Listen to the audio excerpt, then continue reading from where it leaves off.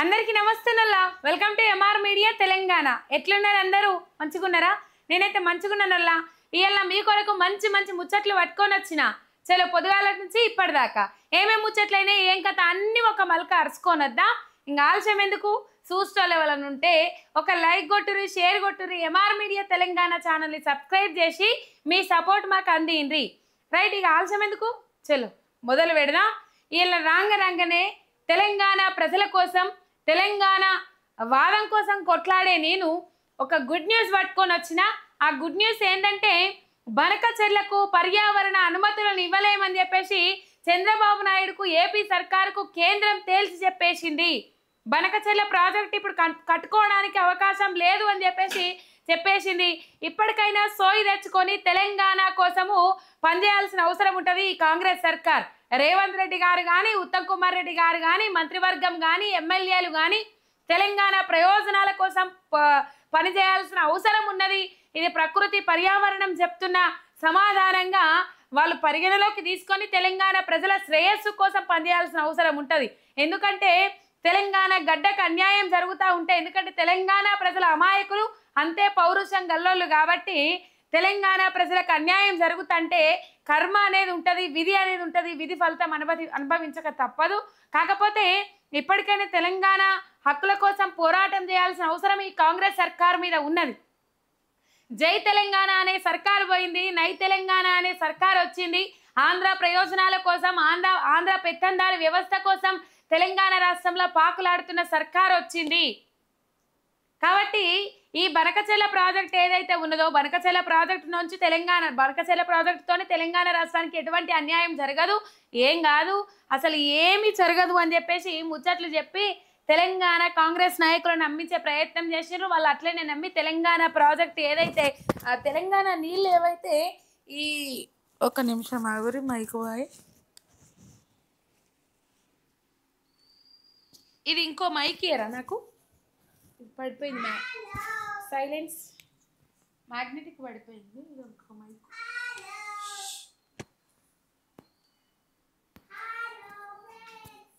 Please silence.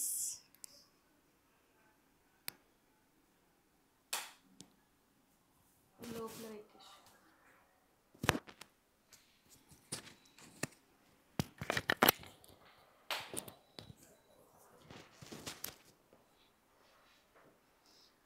Right, Telangana ప్రజలకు అన్యాయం చేయాలి, గోదావరి నుంచి 200 టీఎంసీలు ఎత్తుకొని పోవాలి, ముందుగా 200 టీఎంసీలు సాకు చూపెట్టాలి, తర్వాత 400 టీఎంసీలు దొబ్బుకొని పోవాలి అని చెప్పేసి తెలంగాణకు డేంజర్, ఏపీకి గేమ్ చేంజర్ అన్నట్లుగా ఈ బనకచెర్ల ప్రాజెక్టు కట్టి తెలంగాణ నీళ్ళని ఎత్తుకపోదామని చూసిండు చంద్రబాబు నాయుడు. పప్పులే ముడకలే, కేంద్రం మొటికాలేసింది. మొత్తం మీద కేంద్రము ఏం చెప్పిందంటే బనకచెర్ల ప్రాజెక్టుకు అనుమతులు ఇవ్వలేం, పర్యావరణ అనుమతులు కూడా ఇవ్వలేం, ఏ అనుమతులు ఇవ్వలేం. ఆటోమేటిక్గా పర్యావరణ అనుమతులు ఇవ్వలేదంటే ఆ ప్రాజెక్టు కట్టబడదు. ఇక ఏండ్లు అట్లనే కొనసాగాల్సిన అవసరం ఉంటుంది. కాబట్టి ఇది గుడ్ న్యూస్ అని అందుకే చెప్పిన, చాలా అంటే చాలా గుడ్ న్యూస్. ఏదైతే ఈ నీటి విధానం, నీటి ఒప్పందాలు, నీటి రూల్స్ ప్రకారం ఏదైతే ఉంటుందో ఆ ఏంటంటే ముందుగాల ఎవరు వాడుకుంటే వాళ్ళే ముందుగాల వాడుకోవాలి. ఇప్పుడు 200 టీఎంసీలు గోదావరి నుంచి ముందుగాలనే ఎత్తుకొని పోయినరు అనుకో, ఇక్కడే ఉన్నది, ఎక్కడికి పోలే, అది నేను వెతకలేక ఇప్పుడు అజయమన్నా. రైట్, మొత్తం మీద 200 టీఎంసీలు ఎత్తుకొని పోతారు కదా, అప్పుడు కరువు వస్తుంది. ఇప్పుడు నీళ్లు మంచుకున్నప్పుడు ఏం కాదు, కరువు ఏర్పడ్డది అనుకోండి, చాలా 400 నేను ఎత్తుకోపోతా అన్నప్పుడే తెలంగాణ ప్రాంతానికి కరువు ఏర్పడుతుంది. ముందుగా హక్కులు కోల్పోతాం, తర్వాత నీళ్లను కోల్పోతాం. అదే బనకచెర్ల ప్రాజెక్టు టెక్నిక్.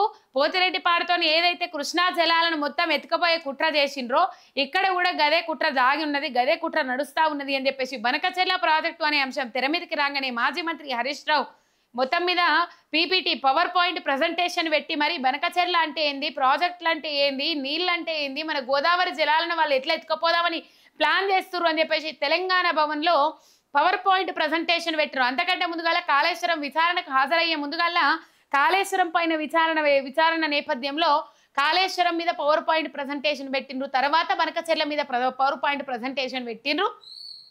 ఆ తర్వాత ముఖ్యమంత్రి రేవంత్ రెడ్డి కానీ, ఇటుపోతే ఉత్తమ్ కుమార్ రెడ్డి కానీ ఎంపీలతోని అఖిలపక్ష సమావేశం ఏర్పాటు చేసుకున్నారు. ఎక్కడ అఖిలపక్ష సమావేశం ఆ విధంగా జరుగుతుందా అని చెప్పేసి ఎవరికి తెలియకుండా కనీ విని ఎరగని రీతిలో ఒక ఎంపీలను పిలుచుకొని, అంటే మెయిన్ అక్కడ హరీష్ రావుని ఎట్లా తప్పియాలి అంటే హరీష్ రావుది పైసే అవుతుంది. ఆయన ఇక్కడ మనకు వచ్చే ఒకవేళ అవగాహన కల్పించారు అనుకో, అసెంబ్లీలో ఏదైతే కాగు నివేదికల నేపథ్యంలో దగ్గరకు పోయి అసెంబ్లీలో కూర్చొని ఏ విధంగానైతే ఎక్స్ప్లెయిన్ చేసే వరకు హైలైట్ అయినరో అట్లనే ఇక్కడ కూడా హైలైట్ అవుతారు, లేకపోతే వాళ్ళదే పైసే అవుతుంది అని అనుకున్న నేపథ్యంలో ఈ ఎంపీలతోని అఖిలపక్ష సమావేశం ఏర్పాటు చేసిండ్రు.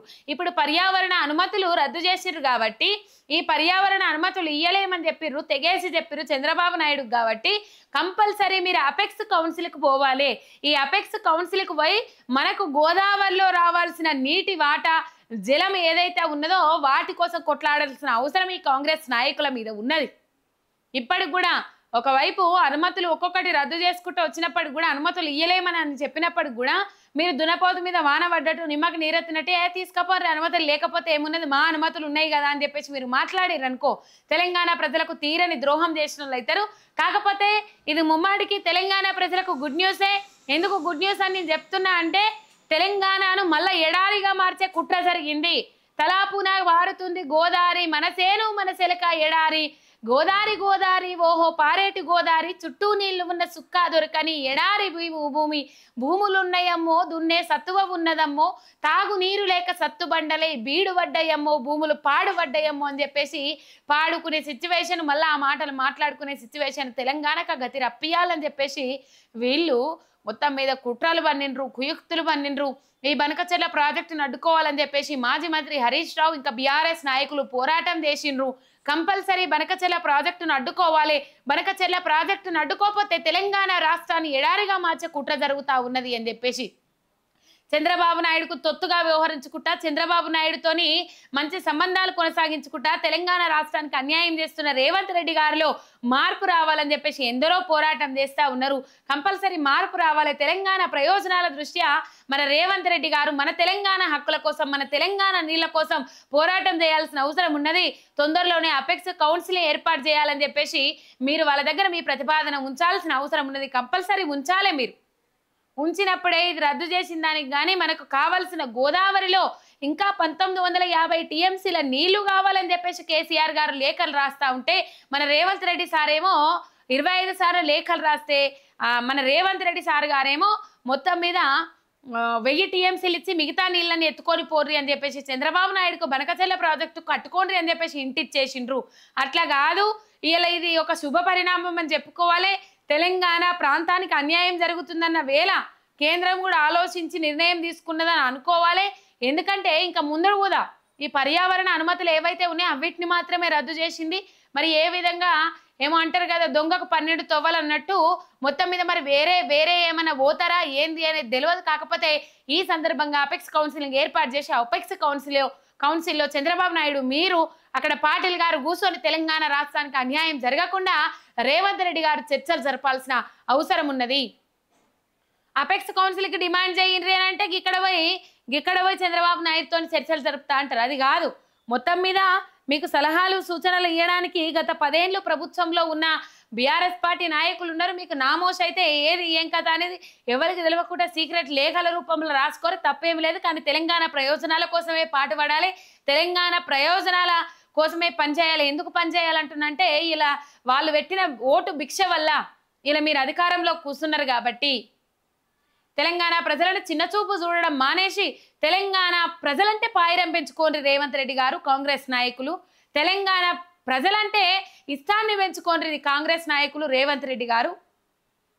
మీకు ఇక్కడ మన ప్రాంతం అనే భావన రావాలి. ఆ భావన వచ్చినప్పుడు ఈ ప్రాంతం కోసం ఏం చేయడానికైనా వెనకాడరు మీరు. కానీ మన ప్రాంతం అనే భావన వస్తలేదు. మీరు కక్షపూరితమైన రాజకీయాలతోనే ముందడుగు పోతున్నారు కాబట్టి ఇలా ఇట్లాంటి పరిస్థితి తెలంగాణ ప్రాంతం ఎదుర్కోవాల్సిన అవసరం ఏర్పడ్డది. రైట్, మొత్తం మీద మాజీ మంత్రి హరీష్ రావు ట్వీట్ చేసిండ్రు. ఇప్పుడు ఇక్కడ ఏం tweet, central water commission GWDT పరిశీలించకుండా బనకచెర్ల ప్రాజెక్టుకు పర్యావరణ అనుమతులు ఇచ్చేది లేదని కేంద్ర పర్యావరణ నిపుణుల కమిటీ తేల్చి చెప్పడాన్ని స్వాగతిస్తా ఉన్నాం. ఇది బీఆర్ఎస్ పార్టీ పోరాటం విజయం, తెలంగాణ ప్రజల విజయం. బనకచెర్ల పేరిట తెలంగాణ గోదావరి జలాలను అక్రమంగా తరలించుకుపోయే ఏపీ కుట్రలకు ఇది చెంపబెట్టు. తెలంగాణ నీటి హక్కులకు అన్యాయం చేసే విధంగా రూపొందించిన బనకచెల ప్రాజెక్టును పూర్తి స్థాయిలో నిలిపివేసే వరకు బీఆర్ఎస్ పోరాటం కొనసాగుతుందని తెలియజేస్తున్నామని చెప్పేసి జై తెలంగాణ అని చెప్పేసి మాజీ మంత్రి హరీష్ రావు ట్వీట్ చేసిండ్రు. ఎందుకంటే వారి కృషి ఎంతో ఉన్నది. దాదాపు ఒక 2-3 నెలల పోరాటం ఇది.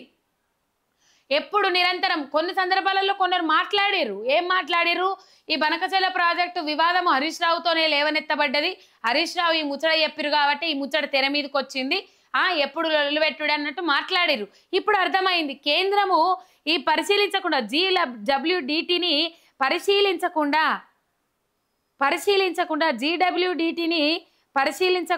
మొత్తం మీద ఇది చేస్తుర్రు అని చెప్పేసి ఇక్కడ మీకు అనుమతులు ఇచ్చేది లేదని చెప్పేసి ఇక్కడ వార్త కనబడతా ఉన్నది. మాజీ మంత్రి హరీష్ రావు దీని మీద ట్వీట్ చేసిండ్రు. ఈ పరిస్థితి ఈ సిచ్యువేషన్ అయితే ఇక్కడ కనబడతా ఉన్నది. ఇది మనం చూస్తూ ఉన్నాం. మొత్తం మీద ఇది ఒక గుడ్ న్యూస్ అని చెప్పుకోవాలి.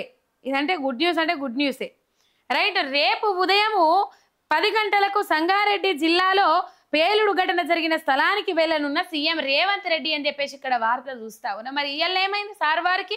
ఇవాళ ఏమైనా బిజీగా ఉన్నదా? ఏమైనా బిజీ షెడ్యూల్ ఉన్నదా? దానివల్ల మన ముఖ్యమంత్రి రేవంత్ రెడ్డి గారికి ఇవాళ ఏమైనా బిజీ షెడ్యూల్ ఉన్నదా? మన ముఖ్యమంత్రి రేవంత్ రెడ్డి గారికి ఏమో నాకైతే బిజీ షెడ్యూల్ అని ఏడగనవల్లి ఏడకన్నా పోయినరా, మీకు ఏడకన్నా పోయినట్టు తెలిస్తే కింద కామెంట్లు పెట్టుండ్రి.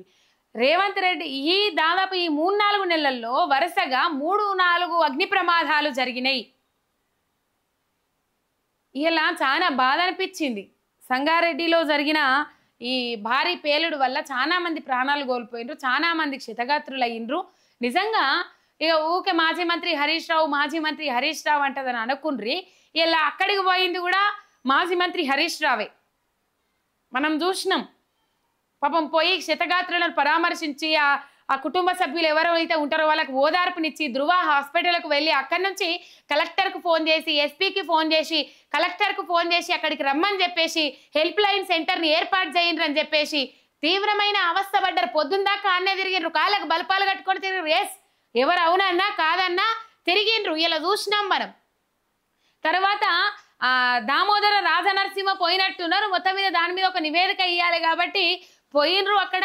తర్వాత నిజంగా ఇట్లాంటి పేలుళ్ళు ఎందుకు సంభవిస్తూ ఉన్నాయి? ఇట్లాంటి ప్రమాదాలు జరిగినప్పుడు ఎందుకు సరైన రీతిలో స్పందించలేకపోతా ఉన్నారు అనేది ఇక్కడ పెద్ద డౌట్ అనుమానం. ఎందుకు వరుస వెంటి ఇట్లాంటి ప్రమాదాలు జరుగుతూ ఉన్నాయి తెలంగాణ రాష్ట్రంలో? చెప్పగలగాలి కదా. వరుస పెట్టి ఇట్లాంటి ప్రమాదాలు తెలంగాణ రాష్ట్రంలో జరుగుతున్నాయి చెప్పగలగాలి కదా. ఎందుకు జరుగుతున్నాయి ఇన్ని ప్రమాదాలు? ప్రమాద స్థలానికి ఎందుకు తొందరగా చేరుకోలేకపోతుండ్రు? ఘోరం అనిపించింది. ఎలా చాలా బాధ అనిపించింది. తర్వాత అప్పుడు నేను చూసినప్పుడు 5 మృతి చెందిండ్రు, 20 మందికి మీద గాయాలైనవి అన్నారు. ఇంకా మృతుల సంఖ్య పెరిగే అవకాశం ఉంది అని చెప్పిండ్రు. గుల్జార్ హౌస్ ఘటనలో దాదాపు 3 తరాల మంది తుడిచిపెట్టుకొని పోయిండ్రు. 17 మంది సజీవంగా దహించబడ్డారు. గుల్జార్ హౌస్ ఘటనలో 3 తరాల వల్ల తుడిచిపెట్టుకొని పోయినాయి. చర్యలు తీసుకుందాము, ఏమన్నా దాని మీద మాట్లాడదాము. ఎందుకు ఇట్లాంటి ఘటనలు జరుగుతూ ఉన్నాయి? వరుస ప్రమాదాలు చోటు చేసుకుంటున్నాయి. ఎందుకు? ఎవరి నిర్లక్ష్యం అక్కడ? ఎవరన్నా అనుమతులు లేని పర్మిషన్లు ఇస్తా ఉన్నారా? లేకపోతే ఈ పేలుడు పదార్థాలు ఎట్లా పేలుతా ఉన్నాయి అనేది అవగాహన తెచ్చుకోవాలి. ఇంకో ఘటన జరగకుండా చూడాలి.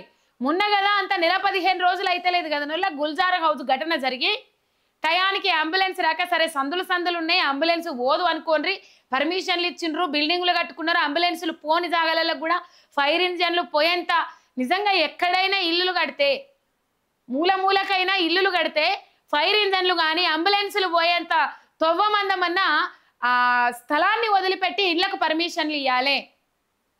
ఇలా ప్రజలైనా సహకరించాలి. దీనికి జిహెచ్ఎంసీ అధికారులైనా పూర్తి బాధ్యత వహించాల్సిన అవసరం ఉంటుంది. ఆనాడు గుల్జార్ హౌస్ ఘటనలో మనం ఏం చూసినాం? అంబులెన్స్ రాక, వచ్చిన అంబులెన్స్లో ఆక్సిజన్ లేక గవర్నమెంట్ హాస్పిటల్కి పోతే, ఇక్కడ ఉస్మానియాకు పోతే కనీసం సరైన వైద్యం లేక ఘోరం. అసలు పరిస్థితి దారుణం. వీళ్ళ కూడా అదే క్షతగాత్రులను పరామర్శించిర్రు. మంచి వైద్యం కోసం కలెక్టర్కు ఫోన్ చేసి అపోలో హాస్పిటల్కి తరలించాల్సిందిగా 5 మంది కండిషన్ సీరియస్గా ఉన్నది, వాళ్ళు వెంటిలేటర్ మీద ఉన్నారు అని చెప్పేసి కాళ్ళకు బల్పాలు కట్టుకొని తిరిగిండ్రు చెక్క. ఏమైంది? మీ యంత్రాంగం అంతా ఏడబోయింది? మీ అడ్మినిస్ట్రేషన్ అంతా ఏడబోయింది? ఒక ప్రతిపక్ష హోదాలున్న వ్యక్తి ఆ బాధ్యత తీసుకున్నారు కానీ ప్రభుత్వంలో చెల్లడం లేదా, ప్రభుత్వంలో సోయి లేదా. రేపు పొద్దుగాల పోతారట, రేపు పొద్దుగాల పోయి ఏం మావలో చేస్తారో నాకు అర్థం కాదు. అయ్యో ముఖ్యమంత్రి వచ్చిండు, ఇక్కడ పని దన్నదాన్ని, ఆడ పనేం ఆగలేదు ముఖ్యమంత్రి ఓనందుకు కానీ, అయ్యో ముఖ్యమంత్రి రాలేదు అత్తున్నట పని దన్నదన్న వేయాలని చెప్పేసి భయం అనేది ఉంటుంది కదా. అది లేదు ఇది లేదు, మొత్తం మీద ఈ పరిస్థితి అయితే చూసినాం. ఈడ గుల్జార్ హౌస్ ఘటనలో అట్లా పోలే, 3 వద్దుల దాకా పోలే. ఈ గుల్జార్ హౌస్ ఘటన ఏదైతే ఉన్నదో ఆ గుల్జార్ హౌస్ ఘటనలో 3 వద్దుల దాకా పోలే, మొత్తమే పోలే. ఆడ గుల్జార్ హౌస్ ఘటన అయితే కరీంనగర్లో పోయి ఏది అవి ఎలక్షన్ల క్యాంపెనింగ్ చేసుకున్నారు. ఇది అందుకే అంటున్నా, నా ప్రాంతం అనే భావన మీకు రావాలి రేవంత్ రెడ్డి గారు, నా తెలంగాణ ప్రజలనే భావన మీకు రావాలి. ఒక్కసారి జై తెలంగాణ అని చూడరు సారు మనస్ఫూర్తిగా. కొందరు మాట్లాడతారు తెలంగాణ జై తెలంగాణ అని అంటే ఆ జై తెలంగాణ అన్నంత మాత్రాన తెలంగాణ మీద ప్రేమ ఉన్నట్ట, జై తెలంగాణ అన్నంత మాత్రాన తెలంగాణ మీద ప్రేమ లేనట్ట. అంటే అవు జై తెలంగాణ అంటే ఏంది, తెలంగాణ వర్ధిల్లాలే, అది కడుపుల నుంచి రావాలి, మీద నోట్ల నుంచి కాదు వచ్చేది. తెలంగాణ ప్రజలకు చేదోడు వాదోడుగా నేను ఉండాలి అని ఆలోచన మీలో రావాలి. వచ్చినప్పుడే ఈ ప్రాంతం అంటే ప్రేమ. అయినా ఉద్యమకారుల మీదకే తుపాకీ ఎక్కుపట్టుకొని పోయినోళ్ళు మీరు. ఇలా ఏం తెలుస్తుంది మీకు తెలంగాణ ప్రజలంటే? రేపు ఉదయం 10 గంటలకు సంగారెడ్డి జిల్లాలో పేలుడు ఘటన జరిగిన స్థలానికి వెళ్లనున్న సీఎం రేవంత్ రెడ్డి సంగారెడ్డి జిల్లా పాషమైలారం పారిశ్రామిక వాడలో జరిగిన ఘోర ప్రమాదంపై దిగ్భ్రాంతి వ్యక్తం చేసిన రేవంత్ రెడ్డి అని చెప్పేసి ఇప్పుడు తేలింది సార్ వారికి. ఇంత ఘోరం ఉంటుందా అనొల్లా ఎక్కడన్నా? ఇంత అధ్వానం చూసినామా? అందరికంటే ముందుగాల స్పందించాల్సింది ప్రథమ పౌరునిగా భావించేది ముఖ్యమంత్రిని కదా. ఇలా అందరికంటే ముందుగాల అజ్జేయాల్సింది ముఖ్యమంత్రి కదా. కానీ ముఖ్యమంత్రి సప్పుడు చేయకపోయే ఇలా ముఖ్యమంత్రి దిగ్భ్రాంతి వ్యక్తం చేసిన రేపు 10 గంటలకు పోయి అక్కడ స్థలాన్ని పరిశీలిస్తారు అని చెప్పేసి రైట్. మొత్తం మీద ఈ పరిస్థితి ఇక్కడ చూస్తూ ఉన్నాం. ఇక వర్షాలు ఏమైనా స్టార్ట్ అయినాయేమో నాకు అనిపిస్తూ ఉన్నది. నిన్న మొత్తము వాన, ఇయ్యాల మొత్తం వాన, కానీ కొట్టేదాగల కొడతలేవు. కానీ ఈ వర్షాల మీద రాంగ్ ఇన్ఫర్మేషన్ ఇచ్చిర్రు రైతులకు. అవునర్రా, రాంగ్ ఇన్ఫర్మేషన్ ఇచ్చిండ్రు రైతులకు, పూర్తిగా రాంగ్ ఇన్ఫర్మేషన్ ఇచ్చిండ్రు. ఇలా పాపము నైరుతి ఋతుపవనాలు 1 నెల ముంగట్నే 1 వారం ముంగట్నే ఎంటర్ అయినాయి, ఇక విస్తారమైన వర్షాలు కురుస్తాయి అని చెప్పేసి వాతావరణ శాఖ చెప్పిందా, పేపర్లలో చెప్పిండ్రా తెలియదు. కానీ మొత్తం మీద నేను కూడా చెప్పిన 1 వారం రోజుల ముందుగానే నైరుతి ఋతుపవనాలు ఎంటర్ అవుతా ఉన్నాయి తెలంగాణ రాష్ట్రంలో, రైతులకు గుడ్ న్యూస్ అని చెప్పిన. కానీ ప్రభుత్వం బాధ్యత తీసుకోవాల్సిన అవసరం ఉన్నది, అటువంటి వార్తలను ఖండించాల్సిన అవసరం ఉన్నది. ఎప్పుడు వానలు పడతాయి, ఇప్పుడు వానలు ఎందుకు పడ్డాయి అనే అంశాల మీద అవగాహన కల్పించాల్సిన అవసరం ఉండే. కానీ అయిపోయింది, గడ్డి గంగల పోతేంది, వడ్లు వాగుల పోతేంది, మాకేం అవసరం అని అనుకున్నది రేవంత్ రెడ్డి సర్కార్. మొత్తం మీద వానల మీద కూడా కనీసం అవగాహన కల్పించలేకపోయింది రాష్ట్ర రైతాంగానికి. ఇలా మొక్కజొన్నలు పత్తి గింజలు వేసుకొని బిక్కుమనుకుంటే ఎదురు చూసిండ్రు. ఒక విడత మొలకలు వేసిండ్రు, వేసిన తర్వాత అవి ఎండిపోయినాయి. నిన్న దాదాపు పొయ్యి చూస్తే పంట పొలాల దిక్కు పొయ్యి చూస్తే మొత్తం ఇత్తులన్నీ ఎండిపోయినాయి. వల్ల మొన్న కామారెడ్డి జిల్లాలో చెంబులతో నీళ్లు పోస్తా ఉన్నారు. ఇదిగా మరి వానలు శురువైనాయి. ఆ వానలు శురువైన నేపథ్యంలో ఇటు జిహెచ్ఎంసీ అధికారులు ఏమైనా నిర్ణయాలు తీసుకుంటారా, సమీక్ష సమావేశాలు ఏమైనా ఏర్పాటు చేస్తారా? మొన్న ముతవంత పడ్డ వానకే వరదలల్లా దాదాపు ఒక 2-3 అదైపోయిరు. వల్ల ఎన్ని వార్తలు చూడలే. మరి దీని మీద ఏమన్నా నిర్ణయం తీసుకుంటారా ఏం కథ అని చెప్పేసి మనము ప్రభుత్వం మీద ఒత్తిడి తీసుకురావాల్సిన అవసరం ఉన్నది.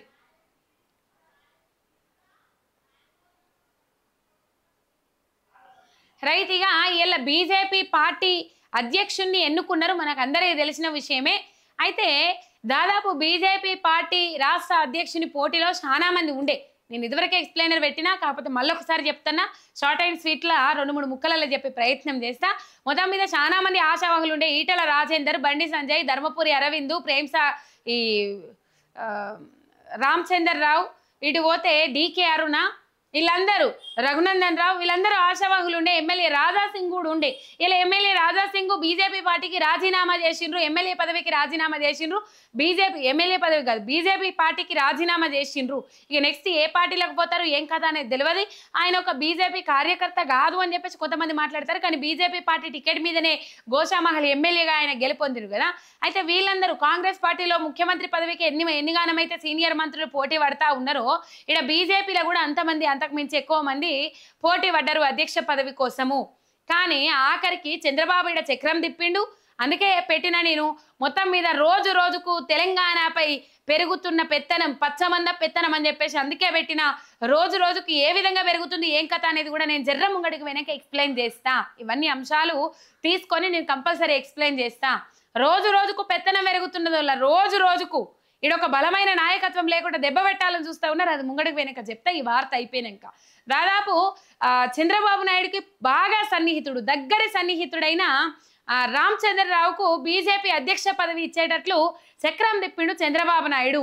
ఏపీలో ఉండి తెలంగాణ బీజేపీలో చక్రం తిప్పిండంటే రాబోయే కాలంలో జిహెచ్ఎంసీ ఎన్నికలలో చంద్రబాబు నాయుడు జనసేన ఇటు పోతే బీజేపీ పార్టీలు మూడు కలిపి ఇక్కడ జిహెచ్ఎంసీ ఎన్నికలలో పోటీ చేయబోతా ఉన్నాయనే అంశాలు కూడా తెర మీదకి వస్తూ ఉన్నాయి.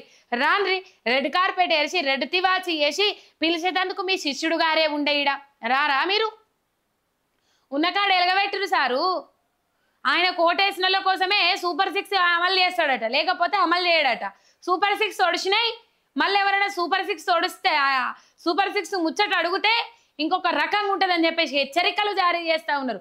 అప్పటికిప్పటికీ హెచ్చరికలు జారీ చేసేట్లా ఏం తగ్గలే మన చంద్రబాబు నాయుడు గారిది, ఏమి తగ్గలే. ఉన్నదాన్ని ఎలగబెట్టురు సారు, ఉన్నదాన్ని మంచిగా చేయరు సార్ అంటే ఇలా తెలంగాణ మీద పడి ఏడుస్తూ ఉన్నారు. ముఖ్యమంత్రి మన ఆంధ్ర ముఖ్యమంత్రి చంద్రబాబు నాయుడు గారు. రైట్, ఇక బీజేపీ ముచ్చటకు వస్తే ఇక్కడ అధ్యక్ష పదవి అయితే రామచంద్రరావుకి ఇచ్చిండ్రు. కానీ రాజాసింగ్ మాత్రము ఒక బలమైన ముచ్చట్లు చెప్పడం జరిగింది. బూత్ కార్యకర్త నుంచి కింది స్థాయి కార్యకర్త నుంచి పెద్దోళ్ళ దాకా అందరూ ఈ ఎన్నికలలో పాల్గొనాలి, ఎన్నికలలో ఎవరికి అధ్యక్ష పదవి ఇస్తే బాగుంటుంది అని చెప్పేసి బీజేపీ క్యాడర్ మొత్తం ఏదైతే ఉన్నదో దాన్ని అడిగిన తర్వాత ఓట్లు నిర్వహించిన తర్వాతనే అధ్యక్ష పదవి ఇస్తే పార్టీ ఏమైనా బాగుపడుతుంది, మీరు ఏం చేస్తా ఉన్నారంటూ ఈయన నా మనిషి ఆయన నా మనిషి అని చెప్పేసి అధ్యక్ష పదవి ఇచ్చుకుంటూ పోతా ఉన్నారు. ఈ అధ్యక్ష పదవి ఇట్లా ఇవ్వడం వల్ల తెలంగాణలో బీజేపీ పార్టీ దెబ్బతింటా ఉన్నది. ఇట్లయితే కలవని పని అని చెప్పేసి నీకో దండం మీ పార్టీకో దండం అని చెప్పేసి రెండు చేతులు ఎత్తి దండం పెట్టి రామ్ చెప్పిండు బీజేపీ పార్టీకి గోషామహల్ ఎమ్మెల్యే రాజాసింగ్. గతంలో చాలా ఆరోపణలు చేసిండ్రు బీజేపీ ఎమ్మెల్యే రాజాసింగ్. బీజేపీ నాయకుల మీదనే, మళ్ళీ వేరేటోళ్ళ మీద కాదు, బీజేపీ నాయకుల మీదనే చాలా ఆరోపణలు చేసిండ్రు. కోవట్లు ఉన్నారని ఆరోపణ చేసిండ్రు. ఇక్కడ మేము మా భార్య పిల్లలను ఇల్లును వదిలి కొట్లాడ చేస్తా ఉన్నాం బీజేపీ పార్టీని అధికారంలోకి తీసుకురావడం కోసమని. కానీ తెలంగాణలో బీజేపీ ఆ పార్టీ అధికారంలోకి రావడం ఇష్టం లేని నాయకులు బీజేపీలోనే ఉన్నారు, కోవట్లు ఉన్నారు అని చెప్పేసి ఎమ్మెల్యే రాజాసింగ్ చెప్పడం జరిగింది. నాకు స్పీకర్ సమక్షంలో ఒక లేఖ ఇస్తే నాకు మీకు అయిపోతుంది, ఒడిచిపోతుంది, అవసరమే లేదు, బీజేపీ ఎమ్మెల్యే కాదు ఇక నుంచి రాజాసింగ్ అని చెప్పేసి రాజాసింగ్ రాజీనామా ప్రకటించిండ్రు. ఈ అంశాల నేపథ్యంలో తెలంగాణ బీజేపీలో ఫైట్ మొదలైంది, వార్ మొదలైంది. ధర్మపురి అరవింద్, ఈటల రాజేందర్, ఇటు పోతే బండి సంజయ్ని తొలగించినప్పుడు కూడా ఏమన్నా ఆశలు ఉన్నాయేమని చెప్పేసి మళ్ళీ అవకాశం దక్కుతుందేమో అని చెప్పేసి బండి సంజయ్ అభిమానులు బండి సంజయ్ కూడా ఎదురు చూసిండ్రు. ఇది రామచంద్రరావు ఊకే మొన్నటిదాకా కాంగ్రెస్ ఎమ్మెల్యే ప్రేమ్ సాగర్ రావు ముచ్చట్లు చదివినాం కదా, అందుకని ఊకే ప్రేమ్ సాగర్ రావు అని పోతుంది. రామచంద్రరావు ఎవరైతే ఉన్నారో ఈ రామచంద్రరావు అత్యంత సన్నిహితుడు. ఎవరికి సన్నిహితుడు? చంద్రబాబు నాయుడు సన్నిహితుడు. కాబట్టి చంద్రబాబు నాయుడు అక్కడ చక్రం తిప్పిండా అనే అనుమానాలు వస్తూ ఉన్నాయి. బీజేపీలో చిచ్చు పెట్టి కూర్చున్నాడు రామచంద్రరావు అని చెప్పేసి వార్తలు తెర మీదకి వస్తూ ఉన్నాయి. బీజేపీలోనైతే బిగ్ ఫైట్ నడుస్తూ ఉన్నది. ఇన్ని రోజులు అంతర్గత పోరు నడుస్తూ ఉండే, ఈ అంతర్గత పోరు ఇన్నొద్దులు బయటకు వచ్చినా కూడా రాలేదన్నట్లు వ్యవహరించిండ్రు. కానీ ఇప్పుడు మాత్రం బిగ్ ఫైట్ నడుస్తూ ఉన్నది, బిగ్ వార్ నడుస్తూ ఉన్నది. ఈ కాంగ్రెస్ ఎంపీ చామల కిరణ్ కుమార్ రెడ్డి కూడా అన్నాడు, అలిగి పొద్దున్నాల వరకు ఏమైనా చేసుకుంటారేమో ఈ బీజేపీ నాయకులు అధ్యక్ష పదవి ఆశపడ్డోళ్ళు అని చెప్పేసి. అంటే ఇక్కడ మాట్లాడేది ఏంటంటే, అంటే కాంగ్రెస్లో మంత్రి పదవి రానోళ్ళందరూ ఏమన్నా చేసుకున్నారా సార్? అట్లనేనా బీజేపీ వాళ్ళని కూడా మీరు అనుడు? అంటే లోపల ఏమైనా చేసుకొని బయటకు రాలేదేమని చెప్పేసి చాలా మంది మాట్లాడుతూ ఉన్నారు.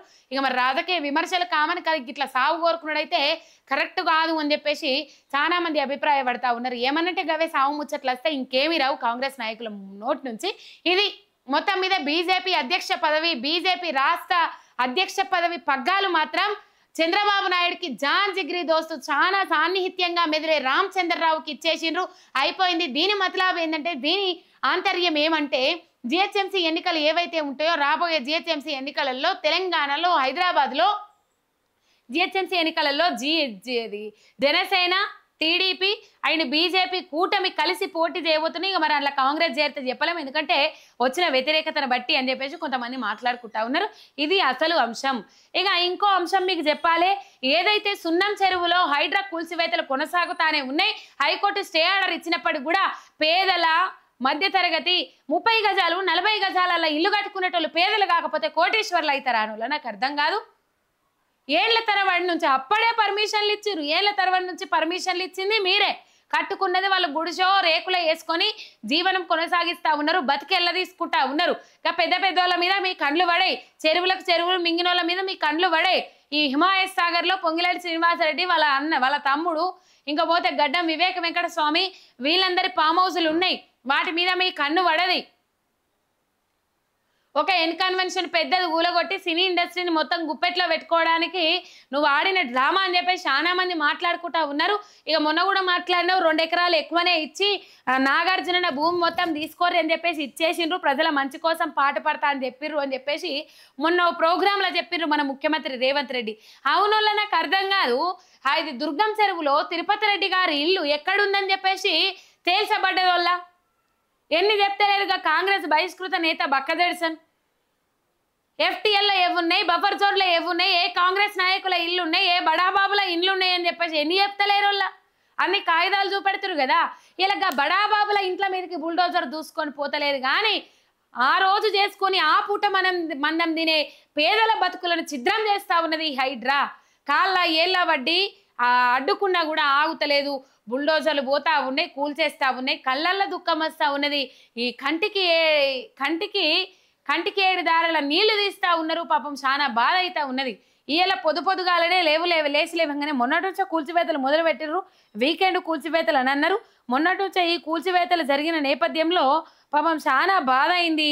అక్కడ ఉన్న ప్రజలు మేము ఇక్కడి నుంచి ఖాళీ చేసేది లేదు అని చెప్పేసి అక్కడ మొత్తం మీద వాళ్ళు అభిప్రాయాన్ని వ్యక్తం చేసుడు జరిగింది.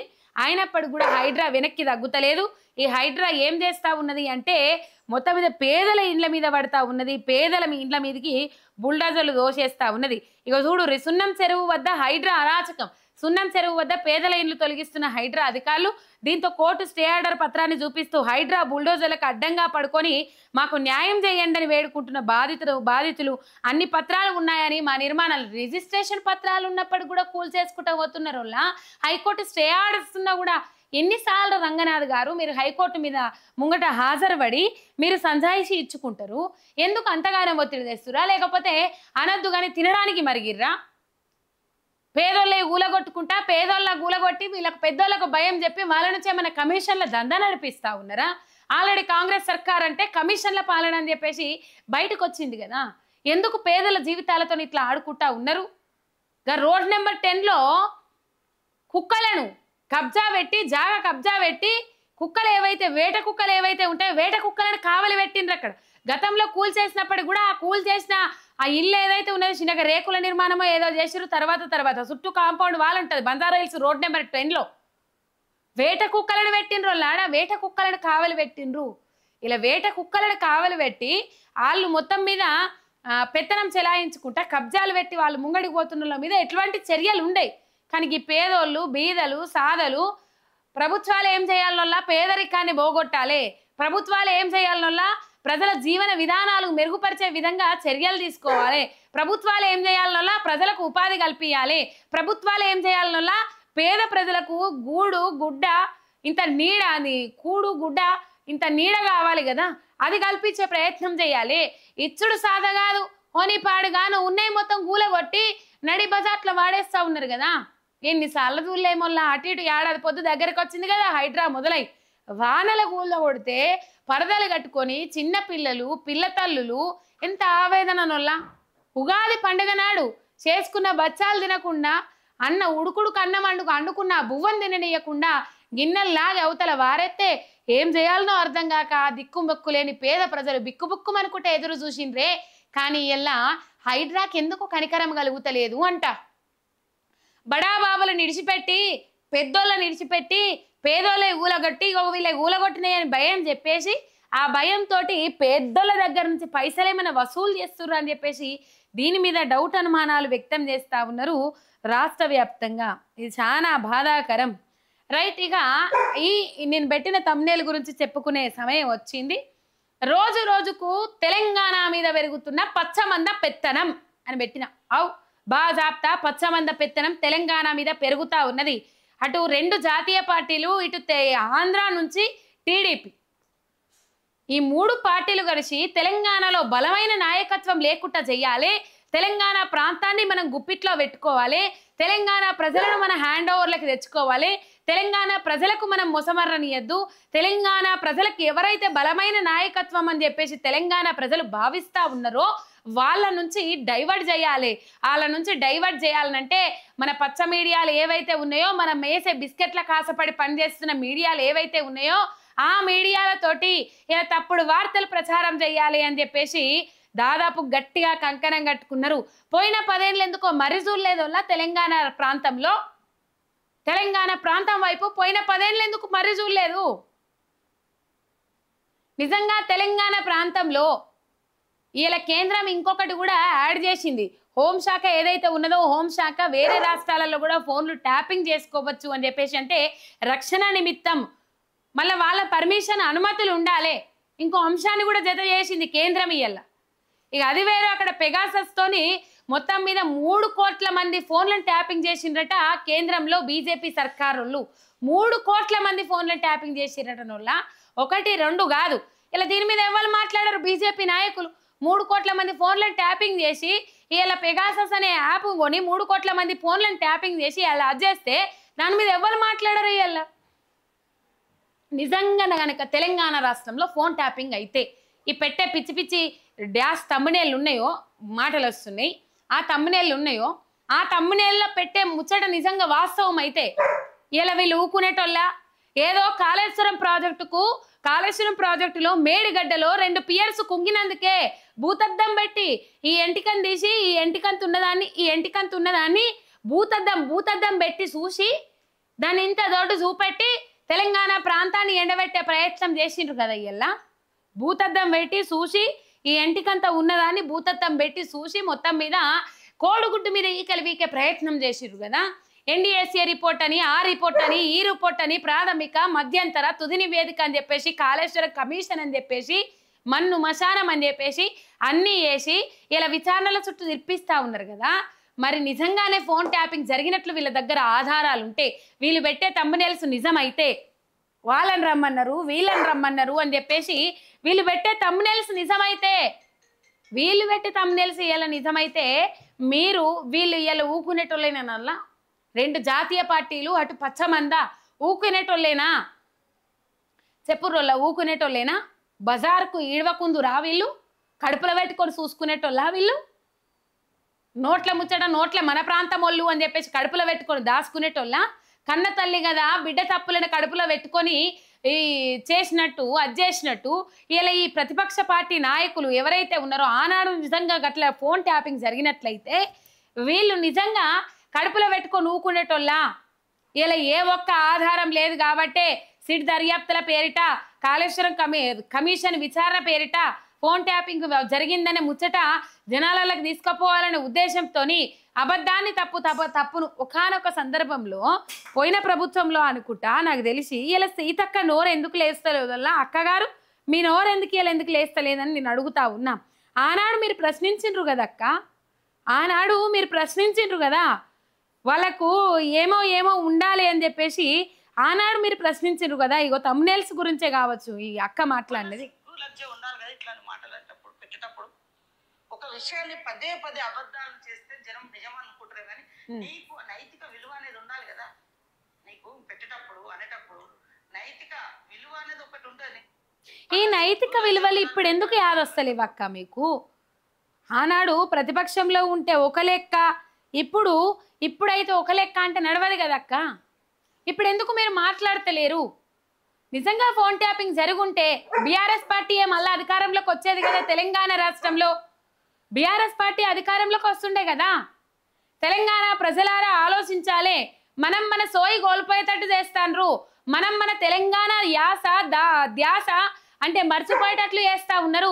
ఈ ఆంధ్ర పెత్తందారులకు మళ్ళా ఎవరినైతే కట్టుబట్టలతోని కరక్కట్టదాకా ఉరికిచ్చినామో వాళ్ళు మళ్ళీ ఇలా పెత్తనం చెలాయించాలని చూస్తా ఉన్నారు. కేవలం కారణము కాంగ్రెస్ పార్టీ అధికారంలోకి రావడం వల్లనే. పోయిన 10 ఏళ్ళు తెలంగాణ వైపు కన్నెత్తి చూడడానికి భయపడ్డాడు బాబు. మరి ఇయ్యాల ఎందుకు రెడ్ కార్పెట్ వేసుకొని పిలుస్తా ఉన్నారు మన ముఖ్యమంత్రి రేవంత్ రెడ్డి గారు? తెలంగాణకు కాంగ్రెస్ చేసిన అన్యాయం ఏందో అందరికీ తెలుసు. ఆనాడు దర్జాగా బతుకుతున్న హైదరాబాద్ దేశాన్ని, హైదరాబాద్ నగరాన్ని మళ్ళా ఆంధ్రాలో విలీనం చేసి మనం ఆగమయ్యేటట్టు చేసి 60 ఏళ్ల పాటు పడేటట్టు చేసిందే ఈ కాంగ్రెస్ పార్టీ కదా. ఇలా మళ్ళా అదే పచ్చమందతోని కలిసి తెలంగాణ రాష్ట్రానికి అన్యాయం చేయాలని చూస్తా ఉన్నారు మన ముఖ్యమంత్రి రేవంత్ రెడ్డి. బీజేపీ వాళ్ళ హ్యాండ్ ఓవర్లనే, కాంగ్రెస్ వాళ్ళ హ్యాండ్ ఓవర్లనే. ఇలా బీజేపీ వాళ్ళ హ్యాండ్ ఓవర్లో ఎట్లున్నదనేది చెప్పిన ఆఖరికి ఒక రాష్ట్ర అధ్యక్షుడిని, తెలంగాణ రాష్ట్ర అధ్యక్షుడిని కూడా చంద్రబాబు నాయుడే నియమించిన ఆయన్నే ఇలా అధ్యక్షుడు కాబోతా ఉన్నాడు అంటే ఎంతగానో వాళ్ళ గుప్పిట్లో పెట్టుకున్నారు అనేది మీరు అర్థం చేసుకోవచ్చు. ఈ 3 పార్టీలు ఏకమై తెలంగాణ రాష్ట్రానికి అన్యాయం చేస్తున్నాయి అనేది మీరు అర్థం చేసుకోవాలి. ఇలా పెత్తనం పెరిగిందానే వెళ్ళేదానుల్లా చెప్పుర్రి. అచ్చి రాగానే ఆ అనుమతులు ఈ అనుమతులు అని, అచ్చి రాగానే బనకచెల్ల ప్రాజెక్ట్ అని, ఇంకా చెప్పుకుంటూ పోతే ఎన్నో ఉన్నాయి. విషపు రాతలు రాస్తాయోల్లా ఇక్కడ కూర్చుండి ఇక్కడ తెలంగాణ ప్రజల ట్యాక్స్ల మీద బతుకుట్టా, తెలంగాణ ప్రజల ఉప్పు తినుకుంటా, ఇక్కడి ప్రాంతానికి ద్రోహం చేసే విధంగా, ఇక్కడి ప్రాంతానికి అన్యాయం చేసే విధంగా విషపు రాతలు రాస్తారోల్లా వీళ్ళు. విషపు రాతలు ఏముంటే కాలకుట విషమన్న నయమనిపిస్తుంది. విషపు రాతలు మొత్తం 3-4 ఉన్నాయి. ఆ 3-4 ఇట్లలో పిచ్చి పిచ్చి తమ్నెల్స్, అడ్డమైన తమ్నెల్స్, ఫోన్ ట్యాపింగ్ వ్యవహారం అట్లా ఇట్లా అని చెప్పేసి పెట్టిన వాళ్ళకు వాళ్ళ రీతిలో వాళ్ళు బీఆర్ఎస్ లీడర్లు కానీ బీఆర్ఎస్ నాయకులు కానీ వాళ్ళ రీతిలో వాళ్ళు నిరసన వ్యక్తం చేసి వచ్చిర్రు అని చెప్పేసి బీఆర్ఎస్ నాయకులు మాట్లాడుతూ ఉన్నారు. మొన్న గెల్లి శ్రీనివాస్ యాదవ్ను అరెస్ట్ చేసిండ్రు. తర్వాత బెయిల్ మంజూరైంది. తెల్లారే అడ్డమైన తమ్నెల్స్ పెట్టాలి, ఆగం కావాలి. ఇక ఇంకొక ముచ్చట కూడా చెప్తాను నేను, అది సెన్సిటివ్ మ్యాటర్, అది కూడా చెప్తాను నేను మీకు. మొత్తం మీద ఇది తెలంగాణ మీద రోజు రోజుకు ఆంధ్ర పెత్తనం పెరుగుతున్నది అనడానికి ఇది నిదర్శనం. ఇక్కడ తెలంగాణ ప్రజలలో పట్టు సాధించడం కోసం వాళ్ళ పెంపుడు సంస్థలైన మీడియా ఛానళ్లను తెలంగాణ రాష్ట్రం మీద వదిలి ఇక్కడ నాయకత్వం ఏదైతే తెలంగాణ కోసం పోరాడిన పార్టీ, తెలంగాణ ఉద్యమంలో ఉన్న పార్టీ, తెలంగాణ ఉద్యమం కోసమే పుట్టిన పార్టీ, ఎవరవునన్నా కాదన్నా అది వాళ్ళ గుండెల మీద చెయ్యేసుకొని చెప్పిన వాళ్ళు అదే చెప్తారు. తెలంగాణ ఉద్యమం కోసం పుట్టిన పార్టీ, తెలంగాణ ఉద్యమం కోసం స్థాపించబడిన పార్టీ కాబట్టి ఇలా ఆ పార్టీని తెలంగాణ ప్రజలు గుండెలలో పెట్టుకుంటున్నారు కాబట్టి ఏడవైన యాములకు పోయినా కాంగ్రెస్ పార్టీ కార్యకర్తలే అంటుండ్రోల్లా కాంగ్రెస్ పార్టీని ఉట్టిగా గెలిపించినాం తెలంగాణ రాష్ట్రంలో. ఇలా మనం కూడా మన ఊళ్ళే వాళ్ళు గెలిచిన వాళ్ళు యాన్నో పోయినరు, మంచిగా బజ్జున్నారు. ఇలా మనం కూడా మన ఊళ్ళో తలెత్తుకోకుండా తిరగకుండా చేసిండ్రు కాంగ్రెస్ వాళ్ళు, రేవంత్ రెడ్డి సర్కారు వాళ్ళు అని చెప్పేసి వాళ్ళే ఆవేదన వ్యక్తం చేయాల్సిన పరిస్థితి ఏర్పడ్డది. ఇలా ఎన్ని కాంగ్రెస్ కార్యకర్తలు మాట్లాడిన వీడియోలు చూస్తలేం, సోషల్ మీడియాలో ఎన్ని వైరల్ అయితలేవు. మళ్ళీ వాళ్ళని పేడ్ ఆర్టిస్టులు అంటారు, పేడ్ కార్యకర్తలు అంటారు. ఇక వీళ్ళకి పేడ్ అని పేరు పెట్టిన వాళ్ళు లేవలు, నన్ను కూడా అంటారు పేడ్ అని. మొత్తం కొంతమంది అయితే పేడ్ ఆర్టిస్టు తెలంగాణ కోసం కొట్లాడేటోళ్ళు వీళ్ళకి పేడ్ ఆర్టిస్టు లెక్క కనబడతారు. తెలంగాణ ద్రోహులు కదా వాళ్ళు, అందుకే అట్లా కనబడతారు. అన్ని విధాలుగా ఏం లేదు, హైదరాబాద్ బ్రాండ్ ఇమేజ్ దెబ్బతీయాలి. హైదరాబాద్లో ఐటీ సెక్టార్ అంటే కేటీఆర్ను దెబ్బతీయాలి. లేకపోతే తెలంగాణ ప్రాంతంలో హరీష్ రావు, కేసీఆర్ వీళ్ళ బ్రాండ్ ఇమేజ్ దెబ్బతీయాలి. దెబ్బతినేటట్టు చేసి తెలంగాణ దివాలా తీసింది, తెలంగాణ ఆగమైంది. ఇక మన ముఖ్యమంత్రి గారు మరి అమాయక పచ్చ అనుకోవాలన్నా, అమాయక జీవనుకోవాలన్నా ఏమనుకోవాలి, లేకపోతే గురుదక్షిణ చెల్లించుకుంటుండ్రు అనుకోవాలన్నా ఏమనుకోవాలన్నా నాకైతే ఇదివరకు అర్థం కాలేదు. అలా మన ముఖ్యమంత్రి రేవంత్ రెడ్డి గారు అక్కడక్కడ కొన్ని మంచి పనులు చేసుకుంటూ పోతాండ్రు, చేయలేదని అనద్దు. కొన్ని అంటే దాదాపు చెప్పిన వాటిలల్లా ఈ ఫ్రీ బస్ ఒకటి అనుకోర్రి, కానీ మంచిదని మనం అనుకుంటాం. కానీ ఊళ్ళల్లో జనాలు పోతే పొట్టు పొరక దొరుకుతా బడిత పూజ చేస్తామన్నంత కోపంతో ఉంటారు ఈ ఊళ్ళల్లో ఫ్రీ బస్సు గురించి మాట్లాడితే. నిజమల్లా ఇది వాస్తవము. ఫ్రీ బస్సు గురించి ఇక పెట్టిండట కదమ్మా ఫ్రీ బస్సు అని అడిగితే ఏం ముచ్చట్లు చెప్తారో మనం అన్నీ విన్నాం. మన దాంట్లోనే ఒక 200-250 బైక్లు వెళ్తాయి ఫ్రీ బస్సు గురించి. ఇక నువ్వు కూడా పైసలు ఇచ్చి మాట్లాడిపించినావు అంటే నేనేం చేయాలి? నేను పెట్టుకునే మొన్న పెట్టుకుంటే నా దగ్గర పైసలు ఎక్కడి చెప్పుర్రి. మొత్తం మీద ఈ పరిస్థితి చూస్తా ఉన్నాము. తెలంగాణ మీద పచ్చమంద పెత్తనం పెరిగింది. నిన్నగాక మొన్న ఒక ఛానల్ మీద దాడి చేసిండ్రు. ఆ దాడిని అందరు కాదు ఒకవైపు ఖండించినప్పటికి కూడా పోల్స్ పెడితే మీరు చూడుండ్రి. మహాన్యూస్ మీద దాడి కరెక్టేనా అని మీరు పోల్స్ పెడితే 70-80% కరెక్టే అని చెప్పేసి వాళ్ళ ఛానళ్ళల్లా, వాళ్ళ పేడ్ ఛానళ్ళల్లా, వాళ్ళు బిస్కెట్లేసి పెంచుతున్న ఛానళ్ళల్లో కూడా 70-80% కరెక్టే అని, అట్లానే దాడులు కరెక్టే అని మేము ప్రోత్సహిస్తలేము. కానీ మీరు ఎందుకు అడ్డమైన థంబ్నెయిల్స్ పెడతా ఉన్నారు? ఏం లేదు, అలా తెలంగాణ ప్రాంతంలో పట్టు సాధించాలంటే ఆ మీడియా సంస్థలను ఇప్పుడు బగ్గ ఎగదొయ్యాలి. ఇప్పుడు వాళ్ళు పనిచేయాల్సిన సమయం ఆసన్నమైంది. ఇగో 100 సార్లు నిజంగా ఇది ఎట్లుంటుందంటే ఒక సీన్ ఆడ జరుగుతుంది, ఒక సంఘటన ఆడ జరుగుతుంది, మన కళ్ళు ప్రత్యక్షంగా చూస్తాయి, వింటాయి, అది నిజం అని చెప్పేసి నమ్మి జరంతీసని తత్తాయి. వచ్చిన తర్వాత అది నిజం కాదు అబద్ధం, అది నిజం కాదు అబద్ధం, అది నిజం కాదు అబద్ధం అంటే మన కళ్ళనే మనం మోసం చేసుకోవాల్సిన పరిస్థితి, మన కళ్ళే మనం మోసం చేసినాయా అని చెప్పేసి వన్స్ వెనకకు తిరిగి ఆలోచించాల్సిన పరిస్థితి ఏర్పడుతుందో లాడా. 100 సార్లు నిజాన్ని అబద్ధమని వల్లిస్తే, అబద్ధాన్ని నిజమని వల్లిస్తే, 100 సార్లు వల్లిస్తే అదే నిజమైపోయింది. కాబట్టి నిజమేదో అబద్ధమేదో తెలంగాణ ప్రజలు గ్రహించాలి. ఏండ్ల తరబడి మనల్ని పట్టి పీడించి ఆగం చేసిన వాళ్ళు ఇలా మళ్ళీ తెలంగాణ గడ్డ మీద అడుగు పెట్టాలని చూస్తూ ఉన్నారు. బనకచెర్ల ప్రాజెక్టుతోని మొన్నటిదాకా ఇబ్బంది పెట్టే ప్రయత్నం చేసిండ్రు. ఇలా పర్యావరణ అనుమతులను రద్దు చేసింది కేంద్రం. అది కేంద్రం మనకు ఒక గుడ్ న్యూస్ అనేది చెప్పుకోవాలి. నిజంగా హర్షించదగ్గ విషయం ఇది. బనకచెర్ల ప్రాజెక్టు గురించి కొద్ది రోజులు ఊపిరి పీల్చుకోవాల్సిన అవసరం ఉన్నది మనకు. అట్లాని వీళ్ళ అపెక్స్ కౌన్సిల్కు పోవద్దు అనేది అంటలేం. మొత్తం మీద పోవాలి, దాన్ని పూర్తిగా క్యాన్సల్ చేసుకునేదాకా పోరాటం చేయాలి. అట్లా ఎన్ని విధాలైనా అక్కడ చంద్రబాబు నాయుడు పోయినప్పుడల్లా రేవంత్ రెడ్డి పోతారు, రేవంత్ రెడ్డి పోయినప్పుడల్లా చంద్రబాబు నాయుడు పోతారు. మన ముఖ్యమంత్రి రేవంత్ రెడ్డి 46 సార్లు ఢిల్లీకి పోతే 40 సార్ల బీజేపీ వాళ్ళనే కలిసిండ్రట. ఏమైందంటే అభివృద్ధి పనుల మీద కలిసిన అంటే మరి ఆడేసిన గొంగడి గట్లనే కదా, ఎప్పటి చెప్ప ఎనుగులనే కదా, ఏమన్నా అయినాయా? మరి నువ్వు 40 సార్లు పోయి కలిసినప్పుడు మొన్న సెకండ్ ఫేజ్ మెట్రోకు పర్మిషన్ రావాలి కదా. పూణే కంటే ఎక్కువ 8% ఇక్కడ రద్దీ ఉంటుంది, ట్రాఫిక్ ఉంటుంది, ప్రయాణికులు ప్రయాణిస్తారు. మరి అక్కడికంటే ఇక్కడ 8% ఉన్నప్పుడు సెకండ్ ఫేజ్ మెట్రోకు ఎందుకు పర్మిషన్లు ఇవ్వలే, ఎందుకు అనుమతులు ఇవ్వలే కేంద్రం? చెప్పాలి సమాధానం. 40 సార్లు పోయినప్పుడు అబ్బా ఊకుకే తిరుగుతుండు. అక్కడనేమో పోతాడు, ఆయన మాట్లాడుకోవాల్సినవి మాట్లాడుకుంటాడు, ఇక్కడికి వచ్చి కలిసిన కానీ అది ఏమవుతుంది అని చెప్పేసి గొప్పలు చెప్పుకుంటాడు. అబ్బా తెలంగాణ రాష్ట్రం కోసం మన ముఖ్యమంత్రి రేవంత్ రెడ్డి ఎంత కొట్లాడ చేస్తాడో, ఎంత దండ్లాడుతాడో అని చెప్పేసి జనాలను మభ్యపెట్టడానికి. ఇదొల్లా రోజు రోజుకు పచ్చమంద పెత్తనం పెరిగిపోతా ఉన్నది తెలంగాణ రాష్ట్రంలో. ఎందుకు గో బ్యాక్ ఆంధ్ర అనే నినాదం పుట్టుకొస్తలేదోల్లా నేను అడుగుతా అన్నయ్యల్లా. గో బ్యాక్ ఆంధ్ర మీడియా అని చెప్పేసి అమరావతిని డెవలప్ చేసుకుంటాడు. ఈడనే అచ్చిపడ్డది కిటుకు. తెలంగాణలో ఉన్న, హైదరాబాద్లో ఉన్న మేను దిగ్గజ కంపెనీలు, భారీ పెట్టుబడులు ఇక్కడ ఏవైతే మన రాష్ట్ర ఆదాయాన్ని పెంచే దిశగా ముందంజలో ఉన్నాయో, ఇక రాష్ట్ర ఆదాయమా మన్నా మశానమా ఆగం చేసిండ్రు. రేవంత్ రెడ్డి అత్తలేదని చెప్తారు, అవన్నీ ఆడిగిపోతున్నాయో తెలుస్తలేదు. ఆదాయ వనరులు కాకపోతే ఇక్కడ ఉన్నాయన్నీ అక్కడికి జంపు కావాలి. ఇక్కడున్న సినీ ఇండస్ట్రీ అక్కడికి పోవాలి, ఇక్కడ మెయిన్ ఏవైతే ఉన్నాయో అక్కడికి పోవాలి. అక్కడికి పోవాలంటే తెలంగాణ, హైదరాబాద్ బ్రాండ్ ఇమేజ్ దెబ్బతీయాలి. ఆఖరికి జనాలు హైదరాబాద్లో ఏమున్నది, అమరావతి అట మంచిగా ఉన్నదట పోవాలి అనే కాడికి వాళ్ళ మైండ్ సెట్ రావాలి. కాబట్టి ఈ పచ్చ మీడియా కుట్రలకు తెరలేపుతా ఉన్నది. ఈ పచ్చ మీడియా తెలంగాణ రాష్ట్రాన్ని ఆగం చేయాలని చూస్తూ ఉన్నది. ఈ పచ్చ మీడియా కుళ్ళు, కుతంత్రం, కుట్రలు ఇట్లతోని తెలంగాణ రాష్ట్రం మీద ఒక పంజా విసురుతా ఉన్నది. ఒక పంజా విసిరి తెలంగాణ ప్రాంతాన్ని ఆగం చేయాలని చూస్తూ ఉన్నది. తెలంగాణ ప్రజలారా పోరుబాటకు సిద్ధం కావాలి. తెలంగాణ ప్రజలారా మరో ఉద్యమానికి సిద్ధం కావాలి. తెలంగాణ ప్రజలారా ఏర్పాటు చేసుకున్న తెలంగాణ రాష్ట్రంలో ఇవాళ మళ్ళా మనల్ని ఎవరైతే గోసబెట్టినరో, పరాయి పాలనలో మనల్ని బానిసలుగా మగ్గేటట్టు చేసిండ్రో వాళ్ళ పెత్తనం ఇలా తెలంగాణ రాష్ట్రంలో చెలాయించాలని చెప్పేసి ఇది దోస్తులు అందరూ కూడి గంధం రాసుకుంటే జంగం రాసుకుంటే బూడిద రాలినట్టు ఇలా బూడిద కాదు రాలాల్సింది, మనం తెలంగాణలో అధికారంలోకి రావాలి, తెలంగాణలో పట్టు సాధించాలనే ఉద్దేశంతో తెలంగాణ రాష్ట్రంలో మళ్ళీ అడుగు పెడతా ఉన్నారు. ఈ జిహెచ్ఎంసీ ఎన్నికలు బట్టి తెలుస్తాయి. ఇక్కడ రాష్ట్ర అధ్యక్ష పదవి వాళ్ళదే ఇచ్చిరు బీజేపీ.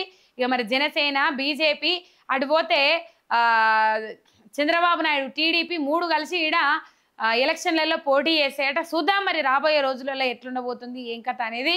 కానీ గుర్తుపెట్టుకోండి, మా పోరాటం మీరు చూసిండ్రు, మా అమరవీరుల త్యాగాలు మీరు చూసిండ్రు. తెలంగాణ ప్రత్యేక రాష్ట్రం కోసం వాళ్ళ ప్రాణాలను అర్పించడానికి సైతం వెనకడగేయలేరు. ఇక్కడ పుట్టిన గడ్డిపోతకు సైతం పౌరుషం ఉంటుంది. అన్యాయం చేస్తే ప్రాంతీయేతరుడు మోసం చేస్తే తరిమి కొట్టుండ్రి, ప్రాంతం వాడు మోసం చేస్తే పాతి పెట్టుండ్రి అని చెప్పేసి కాళోజీ కవితల మీద మాది నడుస్తుంది, మా నినాదం నడుస్తుంది. కాబట్టి ఇలా తెలంగాణ ప్రాంతానికి మోసం చేయాలని, తెలంగాణ ప్రాంతానికి అన్యాయం చేయాలని చూస్తే సహించది తెలంగాణ గడ్డ, ఊరుకోదు బిడ్డ అని చెప్పేసి ఇలా హెచ్చరిస్తా ఉన్నాం. కంపల్సరీ తెలంగాణ వాదులంతా ఏకం కావాలి. తెలంగాణ సోయి మళ్ళీ తెలంగాణ ప్రజలలో కల్పించాల్సిన అవసరం ఉన్నది. నీళ్ళ సోయి కల్పించడానికి ఎంతో మంది నిపుణులు ముందడికి వస్తూ ఉన్నారు. అట్లనే తెలంగాణ రాష్ట్రం వచ్చింది కదా, ఇక మన తెలంగాణ సోయి మనకెందుకు. ఒకప్పుడు మొన్నటికి మొన్నగా ఏబిఎన్ రాధాకృష్ణనే రాసుకొచ్చిండ్రు కదా. ఏం రాసుకొచ్చిర్రు మనం చూసినాం, చదివినాం. నేను నా ఛానల్లో చెప్పుడు కూడా జరిగింది, మన ఛానల్లో చెప్పిన. తెలంగాణలో ఉన్నంత ఐక్యమత్యంగా ఆంధ్ర ప్రజలు ఉండరు, ఆంధ్ర జనాలు ఉండరు, ఏకతాటి మీద నిలబడరు. ఆంధ్రాలో ఉన్న కులపిచ్చి రాజకీయాలు తెలంగాణలో లేవు అని చెప్పేసి ఆ ఏబిఎన్ రాధాకృష్ణనే రాసుకొచ్చిండ్రు. ఇలా మన మీద విషం కక్కేటోళ్ళు, మన మీద అక్కసు వెళ్ళబోసుకునేటోళ్ళే ఇలా తెలంగాణ ప్రాంతాన్ని పొగుడుతా అంటే మెచ్చుకుంటా అంటే ఏ విధంగా పొగిడినరో లోపటోటి మీదోటి వాళ్ళు మత్తుగా గర్రల కంటుడు కదా, కంఠంలోనే విషం దాచినట్టు మొత్తం మీద ఈ లోపటంతా విషమే ఉంటుంది, మీదికేలంతా ఏదో ఒక తేలుకు తోకలోనే విషం ఉంటుంది, పాముకు కూరలలోనే విషం ఉంటుంది. కానీ తెలంగాణ ద్రోహులకు, తెలంగాణకు అన్యాయం చేసేటోళ్లకు, తెలంగాణ రాష్ట్రం ఆగం కావాలని చూసేటోళ్లకు నిలువెల్లా విషమే ఉంటుంది. విషం జింపుతారు, నిలువెల్లా విషమే కనబడుతుంది, నిలువెల్లా విషమే జింపుతారు. తెలంగాణ ప్రాంతాన్ని ఆగం చేయడానికి దండు కదిలింది, సైన్యం కదిలింది. తెలంగాణ ప్రజలారా మీరొక దండులాగా, మీరొక సైన్యంలాగా పోరాటానికి సిద్ధం కావాలి. ఏ విధంగా బుద్ధి చెప్తారో ఆ విధంగా మీరు బుద్ధి చెప్పాల్సిన అవసరం ఆసన్నమైంది తెలంగాణ రాష్ట్రంలో. మీరు అర్థం చేసుకోండి. మొత్తం మీద ఈ పరిస్థితి ఇక్కడ చూస్తూ ఉన్నాం. ఇక ఇంకొక అంశం మనం ఇక్కడ చూసినట్లయితే, ఇక ఆడ ఈ మొన్న మనం చూసినాము శ్రీనివాసరావు ప్రముఖ సీనియర్ జర్నలిస్టు సాక్షిలో పనిచేస్తూ ఉన్నారు. ఆయన గతంలో TV9 ఇంకా పెద్ద పెద్ద ఛానళ్ళలో పనిచేసారు. వచ్చిన తర్వాత భావోద్వేగానికి కూడా గురైనరు, లైవ్లో కూర్చొని కూడా ఏడ్చిండ్రు. ఆయన శ్రీనివాసరావును అరెస్టు చేసిండ్రు. అరెస్టు చేసి 14 రోజులు రిమాండ్ అని చెప్తే మధ్యలో బెయిల్ వచ్చింది. బెయిల్ వచ్చిన తర్వాత ఆయన బయటకు వచ్చి మళ్ళీ లైవ్ డిబేట్లో పాల్గొని ఏడ్చిండ్రు. ఆయన ఒక భావోద్వేగానికి గురైనరు. అప్పుడు ఆయన మీద కేసు పెడితే ఎటువంటి మీడియా మీద దాడి జరిగిందని చెప్పేసి బాధ వల్లే. ఆంధ్రాలో ఉన్న సాక్షి ఆఫీసుల మీద దాడి జరిగితే ఎవరు ఖండించలే. ఇక్కడ కాంగ్రెస్ నాయకులు ఖండించలే, ఇంకా ఏ నాయకులు ఖండించలే. ఇలా ఇక్కడ మహాన్యూస్ మీద దాడి జరిగితే, ఇక్కడ దాడి జరిగితే అక్కడ వచ్చింది రీసౌండ్. దీన్ని బట్టి మీకు అర్థం చేసుకోవచ్చు. ఇలా ఆనాడు విశాఖ స్టీల్ ప్లాంట్ ప్రైవేటీకరణ విషయంలో నెగిటివ్గా వార్తలు వచ్చినాయని డెక్కన్ క్రానికల్ మీద పుల్ల గీకేస్తే ఏమీ కాలే. కానీ ఇలా సాయి సంసారి లచ్చి దొంగ అన్నట్లు మొత్తం మీద మీడియా మీద దాడి చేయడం ఏంటి అని చెప్పేసి, ఇది మా ఆస్తు అది ఇది అని చెప్పేసి మాట్లాడతారు కదా. ఇక మీడియా మీద దాడి చేయడం ఏంటి అని చెప్పేసి అది ఇక మనోళ్ళు ఎవరికి సపోర్ట్ చేస్తారో అర్థమైతలేదు. ఇక మనోళ్ళు అందరు తెలంగాణ ముచ్చట చెప్పుకొని తెలంగాణ ప్రజలు ఓట్లు ఎత్తే ఓట్ల బిచ్చ మీద గెలిచిన వాళ్ళందరూ అందరు పోయి పరామర్శలకు దిగినలాడా ఏమైంది, ఏం కథ, ఎట్లా అయింది అని చెప్పేసి. ఈ కాంగ్రెస్ వాళ్ళందరూ నిజంగా తెలంగాణ ప్రాంతం మీద ఏడుస్తున్న వాళ్ళందరూ ఊకునేటోళ్ళ ఏమన్నా నిజంగా వాళ్ళకి ఆధారాలు దొరుకుంటే. ఇంకో ముచ్చట, ఈ థంబ్నెయిల్స్ ముచ్చటని జర్నలిస్టు స్వేచ్ఛక్క చచ్చిపోయింది మనం చూసినాం. పాపం చాలా బాధాకరం. వరుస కథనాలు వస్తున్నాయి. ఈ కథనాల నేపథ్యంలో కొందరు మాట్లాడుతూ ఉన్నారు ఆమె ఆల్రెడీ చనిపోయింది, చనిపోయిన ఆమెను ఇంకా చంపకండి అని చెప్పేసి కొన్ని వార్తలు వస్తూ ఉన్నాయి. అయితే వాళ్ళ బిడ్డ నోరు విప్పిందని చెప్పేసి కొంతమంది ఎంత జుగుప్సాకరంగా పెడుతుండ్రు తెలుసానోళ్ళ థంబ్నెయిల్స్. ఇంత ఘోరమా, ఇంత అధ్వానమా? చిన్న పాప కదా, 13 సంవత్సరాలు, అంటే మాట్లాడాల్సిన తల్లి లేదు. ఇక బాధ్యతలు తీసుకోవాల్సిన తండ్రి లేడనేనా? ఆ బిడ్డ మీద మీరు అడ్డమైన తమ్నేల్స్ పెట్టుకుంటా ఇట్లా చిల్లర చేస్తురు, చిల్లర రాజకీయాలు చేస్తురు. ఒక్కొక్క తమ్నేల్ చూస్తే చాలా బాధ అనిపిస్తున్నది. వల్ల ఆమెకు బోలెడు భవిష్యత్తు ఉన్నది. ఎట్లా వాళ్ళ తల్లి చనిపోయింది, పొరపాటో ఏదో ఒకటి ఆవేశంలో నిర్ణయం తీసుకున్నదా, ఏమైంది ఏం కథ తెలియదు. ఒక నిర్ణయం తీసుకొని ఇలా బిడ్డను తల్లి లేని బిడ్డగా చేసి మిగిల్చిపోయింది. ఆ తల్లిదండ్రులకు కడుపు కోత మిగిల్చిపోయింది. ఆయన లేఖలు రాసిండు. ఆ లేఖలలో వాస్తవం ఎంత ఉన్నదో తెలియదు. పోలీసుల ఇంటరాగేషన్ 14 రోజులు రిమాండ్ పంపించిర్రు. పోలీసుల ఇంటరాగేషన్లో ఏం తెలుస్తుందో తెలుస్తుంది. నా వల్లనే చనిపోయిందని కొన్ని ముచ్చట్లు కూడా చెప్పడం జరిగిందని వార్తల కథనాలు వచ్చినాయి. పూర్తి ఇంటరాగేషన్ తర్వాత, విచారణ తర్వాత ఆయన ఏం చెప్తారనే దాని మీద ఆధారపడి ఉంటుంది. కానీ అంతలోపే ఈ బిడ్డను బలి చేసుడు ఎంతవరకు కరెక్ట్? మీరు తెలిసి తెలియని ఏజో ఆ పసికూనది. ఇలా పసిబిడ్డది 13 సంవత్సరాల ఆ పాపది తెలిసి తెలియని ఏజు. అడ్డమైన తమ్నేల్స్ పెట్టుకుంటా, అడ్డమైన క్వశ్చన్లు అడుగుకుంటా ముంగడ కూర్చొని పాపని ఇబ్బందులకు గురి చేస్తా ఉన్నారు. బోలెడు భవిష్యత్తు ఉంది కదా పాపకు, ఎందుకు పెట్టాలి? అవు సార్లు మీ ఇంట్లోలను ఇట్లా పెడితే మీరు సహిస్తారా? మీ ఇంట్లో భార్య పిల్లలని ఇట్లా పెడితే సహిస్తారా అని అంటే నేను అన్నా అట్లా. నీకు మాకు తేడా ఉన్నది. ఎందుకు సారు ఇట్లా సంపాదించిన పైసా మీ భార్య పిల్లలకు పెట్టకుండ్రి. అది బ్రోతల్ హౌస్ నడిపిన దానికంటే హీనమైన పైసా. మీరు మీ పిల్లలకు, భార్య పిల్లలకు ఆ అడ్డమైన తమ్నేల్స్ వల్ల వచ్చిన పైసలతోని, ఆ అడ్డమైన తమ్నేల్స్ వల్ల వచ్చిన పైసలతోని మీ భార్య పిల్లలకు మీరు భోజనం తీసుకుపోయినా, మీ భార్య పిల్లలకు కావాల్సిన అవసరాలు తీర్చినా కూడా అది ఒక వ్యభిచారం చేసి సంపాదించిన పైసతోని సమానం అవుతుంది. మీరు యాద పెట్టుకోండి. బతుకుండగానే చంపేస్తుండ్రు కదరా అయ్యా. ఏం తమ్నేల్స్ ఇవి? ఏమన్నా అసలు అర్థం పర్థం ఉందా తమ్నేల్స్? మ్యాటర్కు తమ్నేల్స్కి అర్థం ఉన్నదా? అంటే మసాలా ఇంతగానే వండి వార్చమన్నారా? రాను రాను యూట్యూబ్ అంటే నమ్మకం లేకుండా పోతుంది తెలంగాణ. ఎక్కడైనా ప్రజలకి మరి ఇంత అధ్వానం, ఇంత నెరి అధ్వానంగా మీద తమ్నేల్ ఉంటుంది, లోపల మ్యాటర్ ఇంకోటి ఉంటుంది. దానికి అనుసంధానంగా పెట్టాలి. ఏమున్నా వాళ్ళ వ్యక్తిగత విషయాలను బయట పడేసేది ఏవైనా ఒకవేళ వాళ్ళు చెప్పినా కూడా మీరు అవసరం లేదు, ఫోకస్ చేయాల్సిన అవసరం లేదు. మీరు ఇజ్జత్ తీసి బర్బాద్ చేస్తున్నట్టే కదా, బజార్లో పెడుతున్నట్టే కదా. ఇలా మీరు ఏం కాపాడుతున్నారు? 4 గోడల మధ్య పంచాయతీలు కూడా బయట ఎవడితే అడ్డమైన తమ్నేల్స్ పెట్టి కొంతమంది మరీ రెచ్చిపోతా ఉన్నారు. ఏకంగా 4 గోడల మధ్య జరిగే సంసారాన్ని లైవ్ లింకులు ఇచ్చుకుంటా పైసలు సంపాదిస్తూ ఉన్నారు. మొన్న అమర్పేటలో చూసినాం మనం. అది నీచం, దారుణం. సోషల్ మీడియా అంటే ఏంది? సరే సోషల్ మీడియా పక్కకు పెట్టుర్రి. మీడియా అంటే ఏంది? 4th ఎస్టేట్ కదా. సమాచారం చేరవై అడమైన తమ్నేల్స్.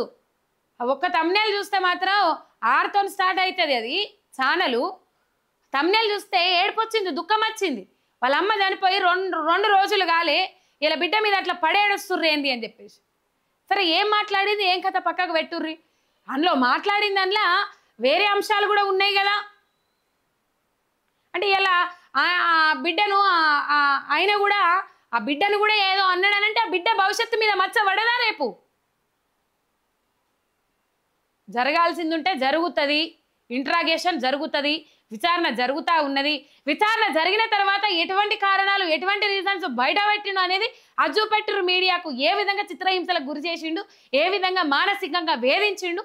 ఒకవేళ అవి నిజ నిర్ధారణ అయితే అవి చూపెట్టుండ్రి. వద్దన్నారా ఎవరైనా? ఇంకా మరీ అధ్వానం ఈ తెలంగాణ స్క్రైబ్ అని దరిద్రులు, నీచులు, నికృష్టులు, చెండాలులు చచ్చిపోయిన ఆమె మీద కూడా పాలాలు ఏరుకునే పడితే కదరా అయ్యా. ఎవరురా మీకు ఇసొంటి రాయమని చెప్పటోళ్ళు అని చెప్పేసి ప్రశ్నిస్తూ ఉన్నది తెలంగాణ సమాజం. ఎంత నీచంగా రాసుకొచ్చిరో తెలుసా? ఇలా మరి బతుకుండి ఎన్ని సమస్యల మీద, తెలంగాణ సమస్యల మీద పోరాటం చేసిందో మనకు తెలియదు. దాదాపు తెలిసిన కాడికి చాలా ఎక్కువగానే ఉన్నాయి. మంచి పోయెట్, కవితలు రాస్తుంది, రచయిత్రి, మంచి వాయిస్, తెలంగాణ కోసం గర్జిస్తుంది, తెలంగాణ కోసం పోరాటం చేస్తుంది, తెలంగాణకు అన్యాయం జరుగుతా కూడా సహించదు. పోరాటం చేసిండ్రు. ఎందుకంటే వాళ్ళ తల్లిదండ్రులకు కూడా ఉద్యమ భావజాలం ఉన్నది. PDSUలో తిరిగిండ్రు కాబట్టి ఆ భావజాలంతోనే పెరిగిన తర్వాత ఆ భావజాలాన్ని కొనసాగించుకుంటూ వచ్చిండ్రు. నికార్సైన జర్నలిజం చేసిండ్రు. తర్వాత ఏమైందో పర్సనల్ కారణాలు, వ్యక్తిగత కారణాలు, ఈ సమాజం చచ్చిపోంగ చూస్తా అంటది కానీ తనకు నచ్చిన లైఫ్ తనకు మంచి లైఫ్, తన స్వేచ్ఛగా బతికే లైఫ్ను ఎంచుకోవడానికి చిత్రహింసలు పెడుతుంది. చచ్చిపోతే అయ్యో చచ్చిపోయినని చెప్పేసి నివాళులు అర్పిస్తారు, పూలు చల్లుతారు. సంచిలో సప్పినోడే సంతాప సభ పెట్టినట్టు ఆడికొచ్చి దుఃఖం వెళ్ళదీస్తారు. కాకులాగా పొడుస్తారు. ఆ మనిషి జీవి తీసుకునే దాకా చేస్తారు.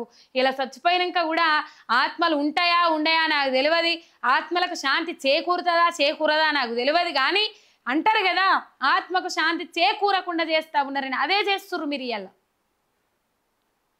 పొరపాటే తప్పే ఆవేశంలో తీసుకున్నారు. లాస్ట్ మూమెంట్లోనైనా పాప కోసం ఆలోచించేది ఉండే. కానీ పాప చెప్తా ఉన్నది కొన్ని విషయాలు, అటు వాళ్ళు చెప్తా ఉన్నారు, అటు వాళ్ళ భార్య కూడా. మరి ఇందులో వాస్తవం ఏందో ఏం కథను ఆమె చెప్పుడే తడబడకుండా చెప్తా ఉన్నది మొత్తం.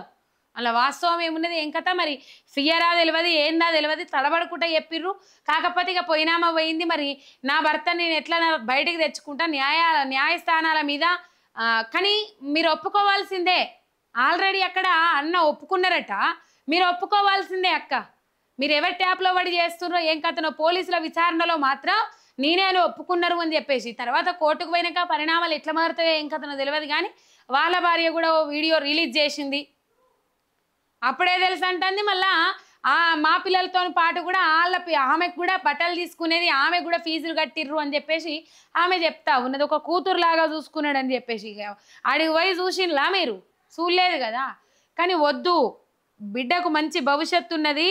ఆ భవిష్యత్తును ఆగం చేయకుండ్రి, కావాల్సుకొని కక్ష సాధింపు రాజకీయాలు చేయకుండ్రి. ఇక మీరు ఏమన్నా రాసుకునేవి ఉంటే వేరే వాటి మీద రాసుకోండి. మారుమూల పల్లెలకు పోరి, ప్రాంతాలకు పోరి, ప్రజల సమస్యలు వెలికి తీర్రి. తాగడానికి నీళ్లు లేక ఉన్న పల్లెలు ఎన్నో ఉన్నాయి, గ్రామాలు ఎన్నో ఉన్నాయి. ఇప్పటికి వీధి దీపాలు వెలగని పల్లెలు ఎన్నో ఉన్నాయి. వీధి దీపాలు వెలిగి మధ్యలో బంద్ అయ్యి ఈ ప్రభుత్వం వచ్చిన కాడ నుంచి వెళ్ళి సింహ చీకట్లలో అల్లుకొని ఉన్న గ్రామాలు ఎన్నో ఉన్నాయి. కాబట్టి వాటిని వెలకదీయండ్రి. ఆటోమేటిక్గా గుండెలకు అద్దుకుంటారు జనాలు.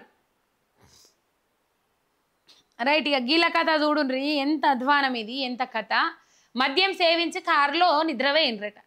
ఫుల్లుగా తాగినరు, మంచిగా నిద్రపట్టింది. ఇక నిద్రపట్టే వారికి ఏముంటుంది కథ?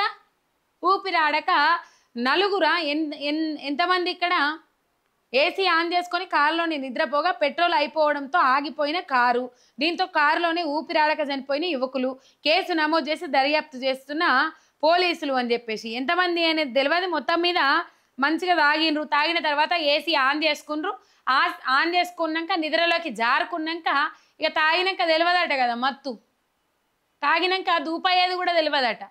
ఆ దూపతోని కొంతమంది అందుకే తాగిన వాళ్ళకు దగ్గర నీళ్ళ చెంబు పెట్టమని అంటారు. రైట్. ఇక ఇది కనబడతా ఉన్నది. ఇక పోలీసుల ఆగడాలకు అడ్డు అదుపు లేకుండా పోతా ఉన్నది. ఏపీలో ఈ జగన్ పార్టీ కార్యకర్తలు ఉంటారు కదా, వాళ్లకు తుపాకీ, వైసీపీ కార్యకర్తలకు తుపాకీ చూపెట్టి బెదిరించిందంట సిఐ. ఆ వీడియో ఇక్కడ కనబడుతున్నది. రైట్. రెచ్చిపోతున్న గంజాయి బ్యాచ్ అని చెప్పేసి ఇంకొకటి. కాంగ్రెస్ వర్సెస్ హైడ్రా, కూల్చివేతలను అడ్డుకున్న రోజుల్లో అరికపూడి గాంధీ. శేర్లింగంపల్లి నియోజకవర్గము అరికపూడి గాంధీ కూల్చివేతలను అడ్డుకున్నాడు. హైడ్రా కూల్చివేతలను అడ్డుకున్న కాంగ్రెస్ పార్టీ ఎమ్మెల్యే అరికపూడి గాంధీ. సున్నం చెరువు వద్ద పేదల ఇండ్లు కూల్చిన హైడ్రా అధికారులపై ఎమ్మెల్యే అరికపూడి గాంధీ ఆగ్రహం.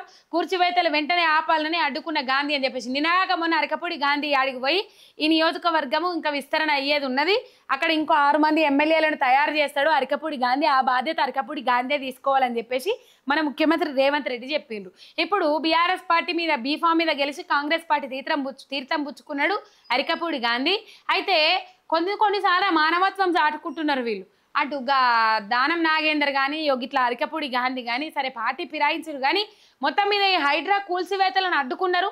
మరి ఇది లోపల ఏమున్నదో ఏం కథనో తెలియదు. ఇప్పుడు అయితే అడ్డుకున్నారు కాబట్టి అప్రిషియేట్ చేయాల్సిందే. ఈ హైడ్రా తీసేస్తే బాగుంటుంది కదా, పేదల ఇండ్లు కూల్చేసుడు ఏంది అని చెప్పేసి. ఇక మరి 2025వ సంవత్సరం విమానాల మీదకి వెళ్ళి మొదలైంది అయ్యింది అర్థమైతే లేదు. వరుస విమాన ప్రమాదాలు జరుగుతూ ఉన్నాయి. ఇవాళ కూడా ఇండోనేషియాలోని సోకర్నో హట్టా అంతర్జాతీయ విమానాశ్రయంలో ఘటన. ల్యాండింగ్ సమయంలో విమానానికి తప్పిన ప్రమాదం. భారీ వర్షం మరియు బలమైన గాలుల కారణంగా రన్వేపై నియంత్రణ కోల్పోయి ల్యాండింగ్. సిటీసీ ఏదైతే సెంట్రల్ ఉంటుందో ఏటీసీ అంటారు, ఎయిర్ ట్రాఫిక్ కంట్రోల్ సెంటర్ ఉంటుంది. ఆ కంట్రోల్ సెంటర్ నుంచి సరైన సిగ్నల్స్ అందడం లేదేమో, వాతావరణం మంచిగా లేనప్పుడు నిలుపుకుంటే అయిపోతుంది కదా. ప్రమాదం జరిగిన తర్వాత చేతులు కాలినాక ఆకులు పట్టుకుంటే ఏమొస్తుంది చెప్పుర్రి. భారతదేశంలో ఐటీ అంటే ఎవరికి తెలియనప్పుడు నేను అందరితో సమావేశం ఏర్పాటు చేసి ఐటీని ముందుకు తీసుకెళ్లాలని కోరినా. వీళ్ళ డబ్బా కొట్టుకునుడికైతే వశమైతలోదొల్లా, ఏం వశమైతలేదు నిజంగా. అప్పుడు నేను 5 మంది అన్నా కదా, ఈ మృతుల సంఖ్య దాదాపు సంగారెడ్డి పాశమైలార్యం ఏదైతే ఉన్నదో దాని కింద 15కు చేరిందంట వాళ్ళ మృతుల సంఖ్య. నిజం, చాలా బాధాకరం, ఇది దారుణం.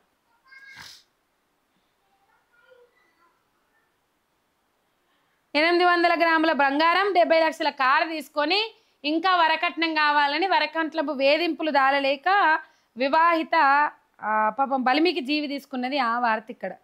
ఇక ఎస్ఐ భార్య అనుమానాస్పద మృతి. ఖమ్మం జిల్లా రఘునాథపాలెం మండలానికి చెందిన జిఆర్పి ఖమ్మం ఎస్ఐ రాణా ప్రతాప్ భార్య రాజేశ్వరి పాపం బలిమికి జీవి తీసుకుంది. పోస్ట్ మార్టం నిమిత్తం ప్రభుత్వ ఆసుపత్రికి. గతంలో కూడా ఖమ్మంలో ట్రైనీ ఎస్ఐగా పనిచేస్తున్నప్పుడు ఓ వ్యక్తి గన్ను పెట్టి బెదిరించి అతనిపై దాడి చేసినట్లు రాణా ప్రతాప్ పై ఆరోపణలు ఉన్నాయని చెప్పేసి, ఇక మరి ఏంది ఏం కథ నిజాలు తేలాల్సిన అవసరం ఉన్నది. ఎస్ఐ అని కాకి బట్టలు ఉన్నాయని విచారణ జరపకుండా వదిలేస్తే మాత్రం కుదరది. రైట్. ఇక బీజేపీ అధ్యక్ష పదవి మీద చాలా మంది చాలా విధాలుగా మాట్లాడిరు. అయిపోయింది కదా, దానికి పులి స్టాప్ పడ్డది. గొడవలకైతే తావున్నది, మరి చూడాలి ఇక. రైట్. ఇక హైదరాబాద్ దిల్సుఖ్ నగర్లో దొంగోడు గమ్మతి పని చేసిండు. గమ్మతి పని అంటే మరి పాపం వస్తువులు కోల్పోయిన వాళ్ళకు బాధ ఉంటుంది. దొంగ బడివే కాడికి వచ్చిన ఐడియా పెద్ద పెద్ద వాళ్ళకి ఎందుకు వస్తలేవు అని చెప్పేసి, అంటే ఈయన దొంగతనంలో ఇట్లాంటి ఐడియాలు అది చేసిండు. ఇంకా వేరే దాంట్లో వేరే ఐడియాలు ఎందుకు వస్తలేవు, ఈ దొంగలకు వచ్చిన బుర్ర ఎందుకు మంచి పనులు చేసేటోళ్ళకి వస్తలేవు అన్నదే నా అనుమానం. అయితే ఇక్కడ బిగ్ సి షోరూమ్ ఉంటుంది కదా, ఆ బిగ్ సి షోరూంలో పక్క నుంచి గోడకి కన్నం పెట్టిండు వాళ్ళ. ఈ కన్నం ఎట్లా పెట్టిండు తెలుసా, మంచిగా సుత్త తెచ్చుకున్నాడు, సుత్తతో పాటు బొంత తెచ్చుకున్నాడు. ఆ బొంత గోడకు పెట్టిండు. ఆ గోడకు పెట్టి ఇది చెప్పినట్టు అవుతుంది కానీ మంచి టెక్నిక్ ఫాలో అయింది. ఇక ఎందుకు ఎక్స్ప్లెయిన్ చేసాడని ఎక్స్ప్లెయిన్ చేస్తలేనే, బొంత ఎందుకంటే సౌండ్ రాకుండా మంచిగా ఇట్లా మన అది ఉంటుంది కదా వృత్తలేకిని సెంటర్ పాయింట్లో పెట్టి ఇట్లా వృత్తలేకినితో గుండం గీసినట్టే మంచిగా హోల్ గీసిండు. ఆ హోల్ మీదకి వెళ్ళి మంచిగా పలగొట్టిండు. ఆ లోపల జొర్రిండు. 5 లక్షల విలువైన వస్తువులను ఎత్తుకొని పోయిండు దొంగబడి వేగాడు. మొత్తం మీద ఈ కథ ఇట్లా చూస్తూ ఉన్నాం. ఇక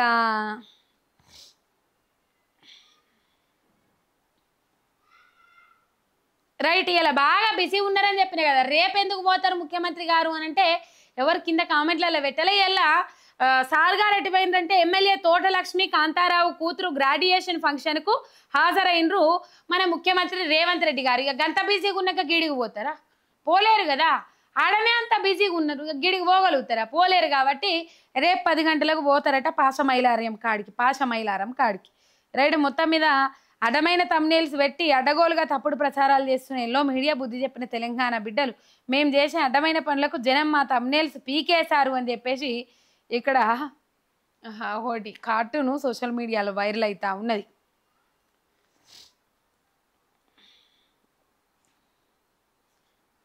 ఇక కోదండరాం సారు మరి తెలంగాణ ఉద్యమం కోసం పోరాటం చేసిన అంటారు, తెలంగాణ వాదం పనిచేసిన అంటారు. ఉద్యమం చేసిండ్రు వాస్తవానికి, మరి ఇవాళ ఏమైందో తెలుస్తలేదు. ఇప్పుడు అంత మంచి ఉద్యమం పేరు సంపాదించుకున్న వ్యక్తికి ఇలా పేరు బువ్వ పెట్టదని అనుకున్నాడో ఏమో కోదండరాం సార్. కానీ మొత్తం మీద అప్పుడు నిరుద్యోగులను రెచ్చగొట్టిర్రు. తర్వాత బీఆర్ఎస్ ప్రభుత్వం మీదకి చాలా మందిని ఎగదోసిండ్రు. మరి ఇలా ఎందుకు అప్పుడు కాళేశ్వరం ప్రాజెక్టుకు జేజేలు కొట్టిండ్రు. మరి ఇలా ఎందుకు నోరు మూసుకొని ఉన్నారు అని అంటే, నోరు మూసుకొని లేరు. అటు దాడి ఏదైతే జరిగిందో మీడియా సంస్థ మీద, ఆ మీడియా సంస్థకే వత్తాసు పలుకుతా ఉన్నారు. ఇక్కడ తెలంగాణ రాష్ట్రానికి ద్రోహం చేయాలని చూస్తూ ఉన్నారని అంటే, ద్రోహం చేయాలని చూస్తారన్న ఎల్లో మీడియాకే సపోర్ట్ చేస్తూ ఉన్నారు కోదండరాం గారు. తెలంగాణ జర్నలిస్టుల మీద దాడి జరిగినప్పుడు కోదండరాం ఎందుకో స్పందించలేదు. అప్పుడు స్పందించలేదు కానీ ఇప్పుడు అందరూ నిజంగా, అప్పుడు షర్మిల స్పందించలే, ఇటు పోతే టీడీపీ నాయకులు స్పందించలే, ఇటు పోతే కాంగ్రెస్ నాయకులు స్పందించలే, దాడి జరిగిన కాడికి పోయి పరామర్శించి రాలే, అద్దాలు ఎట్లా వలిగినాయి, ఎన్ని పర్రెలు పెట్టినాయి, ఎన్ని ముక్కలైనాయి అని చెప్పేసి లెక్క పెట్టి రాలే. మరి ఇవాళ ఎందుకు ఆ పచ్చమంద మొత్తము పచ్చమంద వేసే బిస్కెట్ల కాసబడి ఇవాళ మొత్తం మీద వార్తల చిమ్ముడు విషం ఎమ్ముడు రాసాలు రాస్తున్న ఆ పచ్చమంద నడిపే సంస్థల మీద ఎందుకు అంతగానం మీకు ప్రేమ పాయిరము అనేది నా క్వశ్చన్ కదా. మరి ఇలా వాళ్ళ మీద అంత ప్రేమ పాయిరం చూపెట్టినప్పుడు ఇలా తెలంగాణ రాష్ట్రంలో వేరే ఆంధ్రజ్యోతి జర్నలిస్టుల మీద కత్తితోని కదా దాడి జరిగింది. మరి అప్పుడు ఎవరో ఒక్కరు మాట్లాడలేదు, ఎవరికి నోర్లు రాలి. ఇలా అబ్బాయి ఎక్కడెక్కడోళ్ళు లేనోళ్ళు అందరూ ఏ సమస్యల మీద మాట్లాడని వాళ్ళందరూ నిరుద్యోగుల సమస్యల మీద, రైతుల సమస్యల మీద, ఇష్టమైన 6 గ్యారెంటీల మీద, తెలంగాణ ప్రజలకు ద్రోహం చేసిన దాని మీద, నీళ్లు టయానికి విడుదల చేయని దాని మీద, కాళేశ్వరం ప్రాజెక్టు మీద మొత్తుకుంటే కాళేశ్వరం ప్రాజెక్ట్ మంచిది అని చెప్పడానికి ఒకప్పుడు మంచిదైంది, ఇప్పుడు ఇట్లాంటి సమస్యల మీద ఎవ్వరు మాట్లాడని వాళ్ళందరూ మంచిగా పదవులు వచ్చినాక అధికారంలోకి వచ్చినాక రెండేసి పదవులు వచ్చిన వాళ్ళందరూ అర్రలల్ల బజ్జోరి సల్లలు గదలకుంటే అర్రలల్ల బజ్జున్న వాళ్ళందరూ మంచిగా బొర్రలు పెంచిన వాళ్ళందరూ వీళ్ళందరూ వచ్చి మాట్లాడుతూ ఉన్నారు పచ్చమంద మీద దాడి జరిగిందని చెప్పేసి. ఆనాడు దాడి అనిపించలే, ఇలా దాడి అనిపించింది. అంత పాయిరం ఎందుకు సార్వార్లు మీకు, అంత ప్రేమ ఎందుకు సార్వార్లు మీకు, ఇంతగానం ప్రేమ ఎందుకు పెంచుకుంటున్నారు అర్థం కాకపాయ సారు. రైట్, ఈ పరిస్థితి చూస్తూ ఉన్నాం. ఇది మనకు కనబడతా ఉన్నది. ఇక ఈటెల రాజేందర్ మస్తు సీరియస్ అయినరు. ఏ విధంగా సీరియస్ అయ్యారు అంటే ఒకసారి మీరు చూడు. 30 గజాలలో ఇల్లు కట్టుకుంటాడు ఉన్నోడా, 30 గజాలలో 60 గజాలలో ఇల్లు కట్టుకుంటాడు ఉన్నోడా లేనుడా, మూర్ఖుల్లారా కనబడతలే అని చెప్పడుతున్నా. ఇంకా మా ప్రభాకర్ ఒక మాట చెప్పింది, బంజారా హిల్స్లో ఒక్కొక్క ఎకరం 50 కోట్లు 60 కోట్లు 100 కోట్లు గా భూములని రైట్, పేదల ఇండ్లు కూల్చేస్తున్నావు, పేదలకు భూమి లేకుండా చేస్తున్నావు, పేదలకు జాగా లేకుండా చేస్తా ఉన్నావు, ముతవంతా కట్టుకునే దాని మీద ఇలా నీ అక్కసు వెళ్ళబోసుకుంటున్నావు, హైడ్రాను పంపిస్తా ఉన్నావు, బుల్డోజర్లను పంపిస్తా ఉన్నావు, బుల్డోజర్లను పంపించి ఇలా కూలగొట్టిపిస్తా ఉన్నావు. మరి ఇలా పెద్ద కనబడతలేవు అని చెప్పేసి ఈటెల రాజేందర్ ప్రశ్నిస్తా ఉన్నారు. హైడ్రా వచ్చినప్పటి నుంచి అదే చేస్తా ఉన్నది. ఒక ఎన్కన్వెన్షన్ తర్వాత ఏ ఒక్క పెద్దోళ్ళ ఇళ్ళ జోలికి పోలే, వాళ్ళ అన్న తిరుపతి రెడ్డి ఇల్లు జోలికి కూడా పోలే, అన్ని అందిన కాడికి కబ్జాలు పెట్టుకుంటా, పేదోళ్ళ మీద విషం చింపుకుంటా, పేదలకు గూడు లేకుండా, పేదల అన్యాయం అయ్యేటట్టు చూస్తూ ఉన్నారు, చేస్తూ ఉన్నారు కూడా. ఆ కార్యక్రమాలతోనే ముందడుగు పోతా ఉన్నారు. ఇక మీడియా హౌస్ మీద పర్మిషన్ తీసుకొని స్లాటర్ హౌస్ నడిపిస్తున్నారు, ఫోన్ ట్యాపింగ్ మీద ఇష్టం వచ్చినట్టు మీమ్స్ పెడుతున్నారు. ఎవడిచ్చాడు వాడికి సమాచారం, ఒక్క ఆడపిల్ల అయినా చెప్పిందా నా ఫోన్ ట్యాప్ చేసిండ్రని, ఏ బలుపుతో పెడతారలా, రాజకీయ పార్టీలు మేము విమర్శలు చేసుకుంటాం, మీకెవడిచ్చిండు అధికారం, సంవత్సరం నుండి కాళేశ్వరం అన్నారు, ఏమైంది కాళేశ్వరానికి, ఒక్క పిల్లర్ గుంగింది. మాజీ మంత్రి జగదీష్ రెడ్డి మాట్లాడిర్రు. రెచ్చిపోయి బల్బ్ ఎక్కువై నేను అదే చెప్పిన కదా, ఏం చెప్పిన అంటే కావాల్సుకొని ఇట్లాంటి థమ్స్ పెడతా ఉన్నారు, కావాల్సుకొని ఇట్లా బురద జల్లే చేస్తూ ఉన్నారు. కానీ పచ్చ మీడియా పెత్తనం అయితే తెలంగాణ రాష్ట్ర ప్రజల మీద, తెలంగాణ రాష్ట్రం మీద పెరిగిపోయింది. వాళ్ళు విషం కక్కుతా ఉన్నారు. ఎందుకు విషం కక్కుతా ఉన్నారంటే ప్రత్యేక తెలంగాణ రాష్ట్రం సాధ్యమైంది కేసీఆర్ తోని, కేసీఆర్ నాగం చేయాలి, కేసీఆర్ను బదనాం చేయాలి అని చెప్పేసి వాళ్ళు ముందుగా అడిగేస్తా ఉన్నారు. తెలంగాణ మీద పెత్తనం చెలాయించాలి, మీడియా సంస్థలతోని మన పవర్ను ఆధీనంలోకి తెచ్చుకోవాలి, ఇవి తెలంగాణ రాష్ట్రాన్ని ఆధీనంలోకి తెచ్చుకోవాలని చెప్పేసి వాళ్ళు అట్లా చేస్తూ ఉన్నారని బీఆర్ఎస్లు ప్రధానంగా ఆరోపిస్తూ ఉన్నారు. ఇవి ఈరోజు హైలైట్ అయిన అంశాలు. రేపటి అంశాలతో మళ్ళీ కలుసుకుందాం. అంతవరకు మీరు చూస్తూనే ఉండండి మీ ఎంఆర్ మీడియా తెలంగాణ. చూస్తున్నందరూ ఒక్క లైక్ కొట్టి షేర్ కొట్టి ఎంఆర్ మీడియా తెలంగాణ ఛానల్ని సబ్స్క్రైబ్ చేసుకొని మీ సపోర్ట్ అందిండ్రి. పక్కా తెలంగాణ యాసలో తెలంగాణ ప్రజా సమస్యల మీద ఎప్పటికీ ప్రశ్నిస్తానే ఉంటుంది మీ ఎంఆర్ మీడియా తెలంగాణ. జై తెలంగాణ, శనార్థి.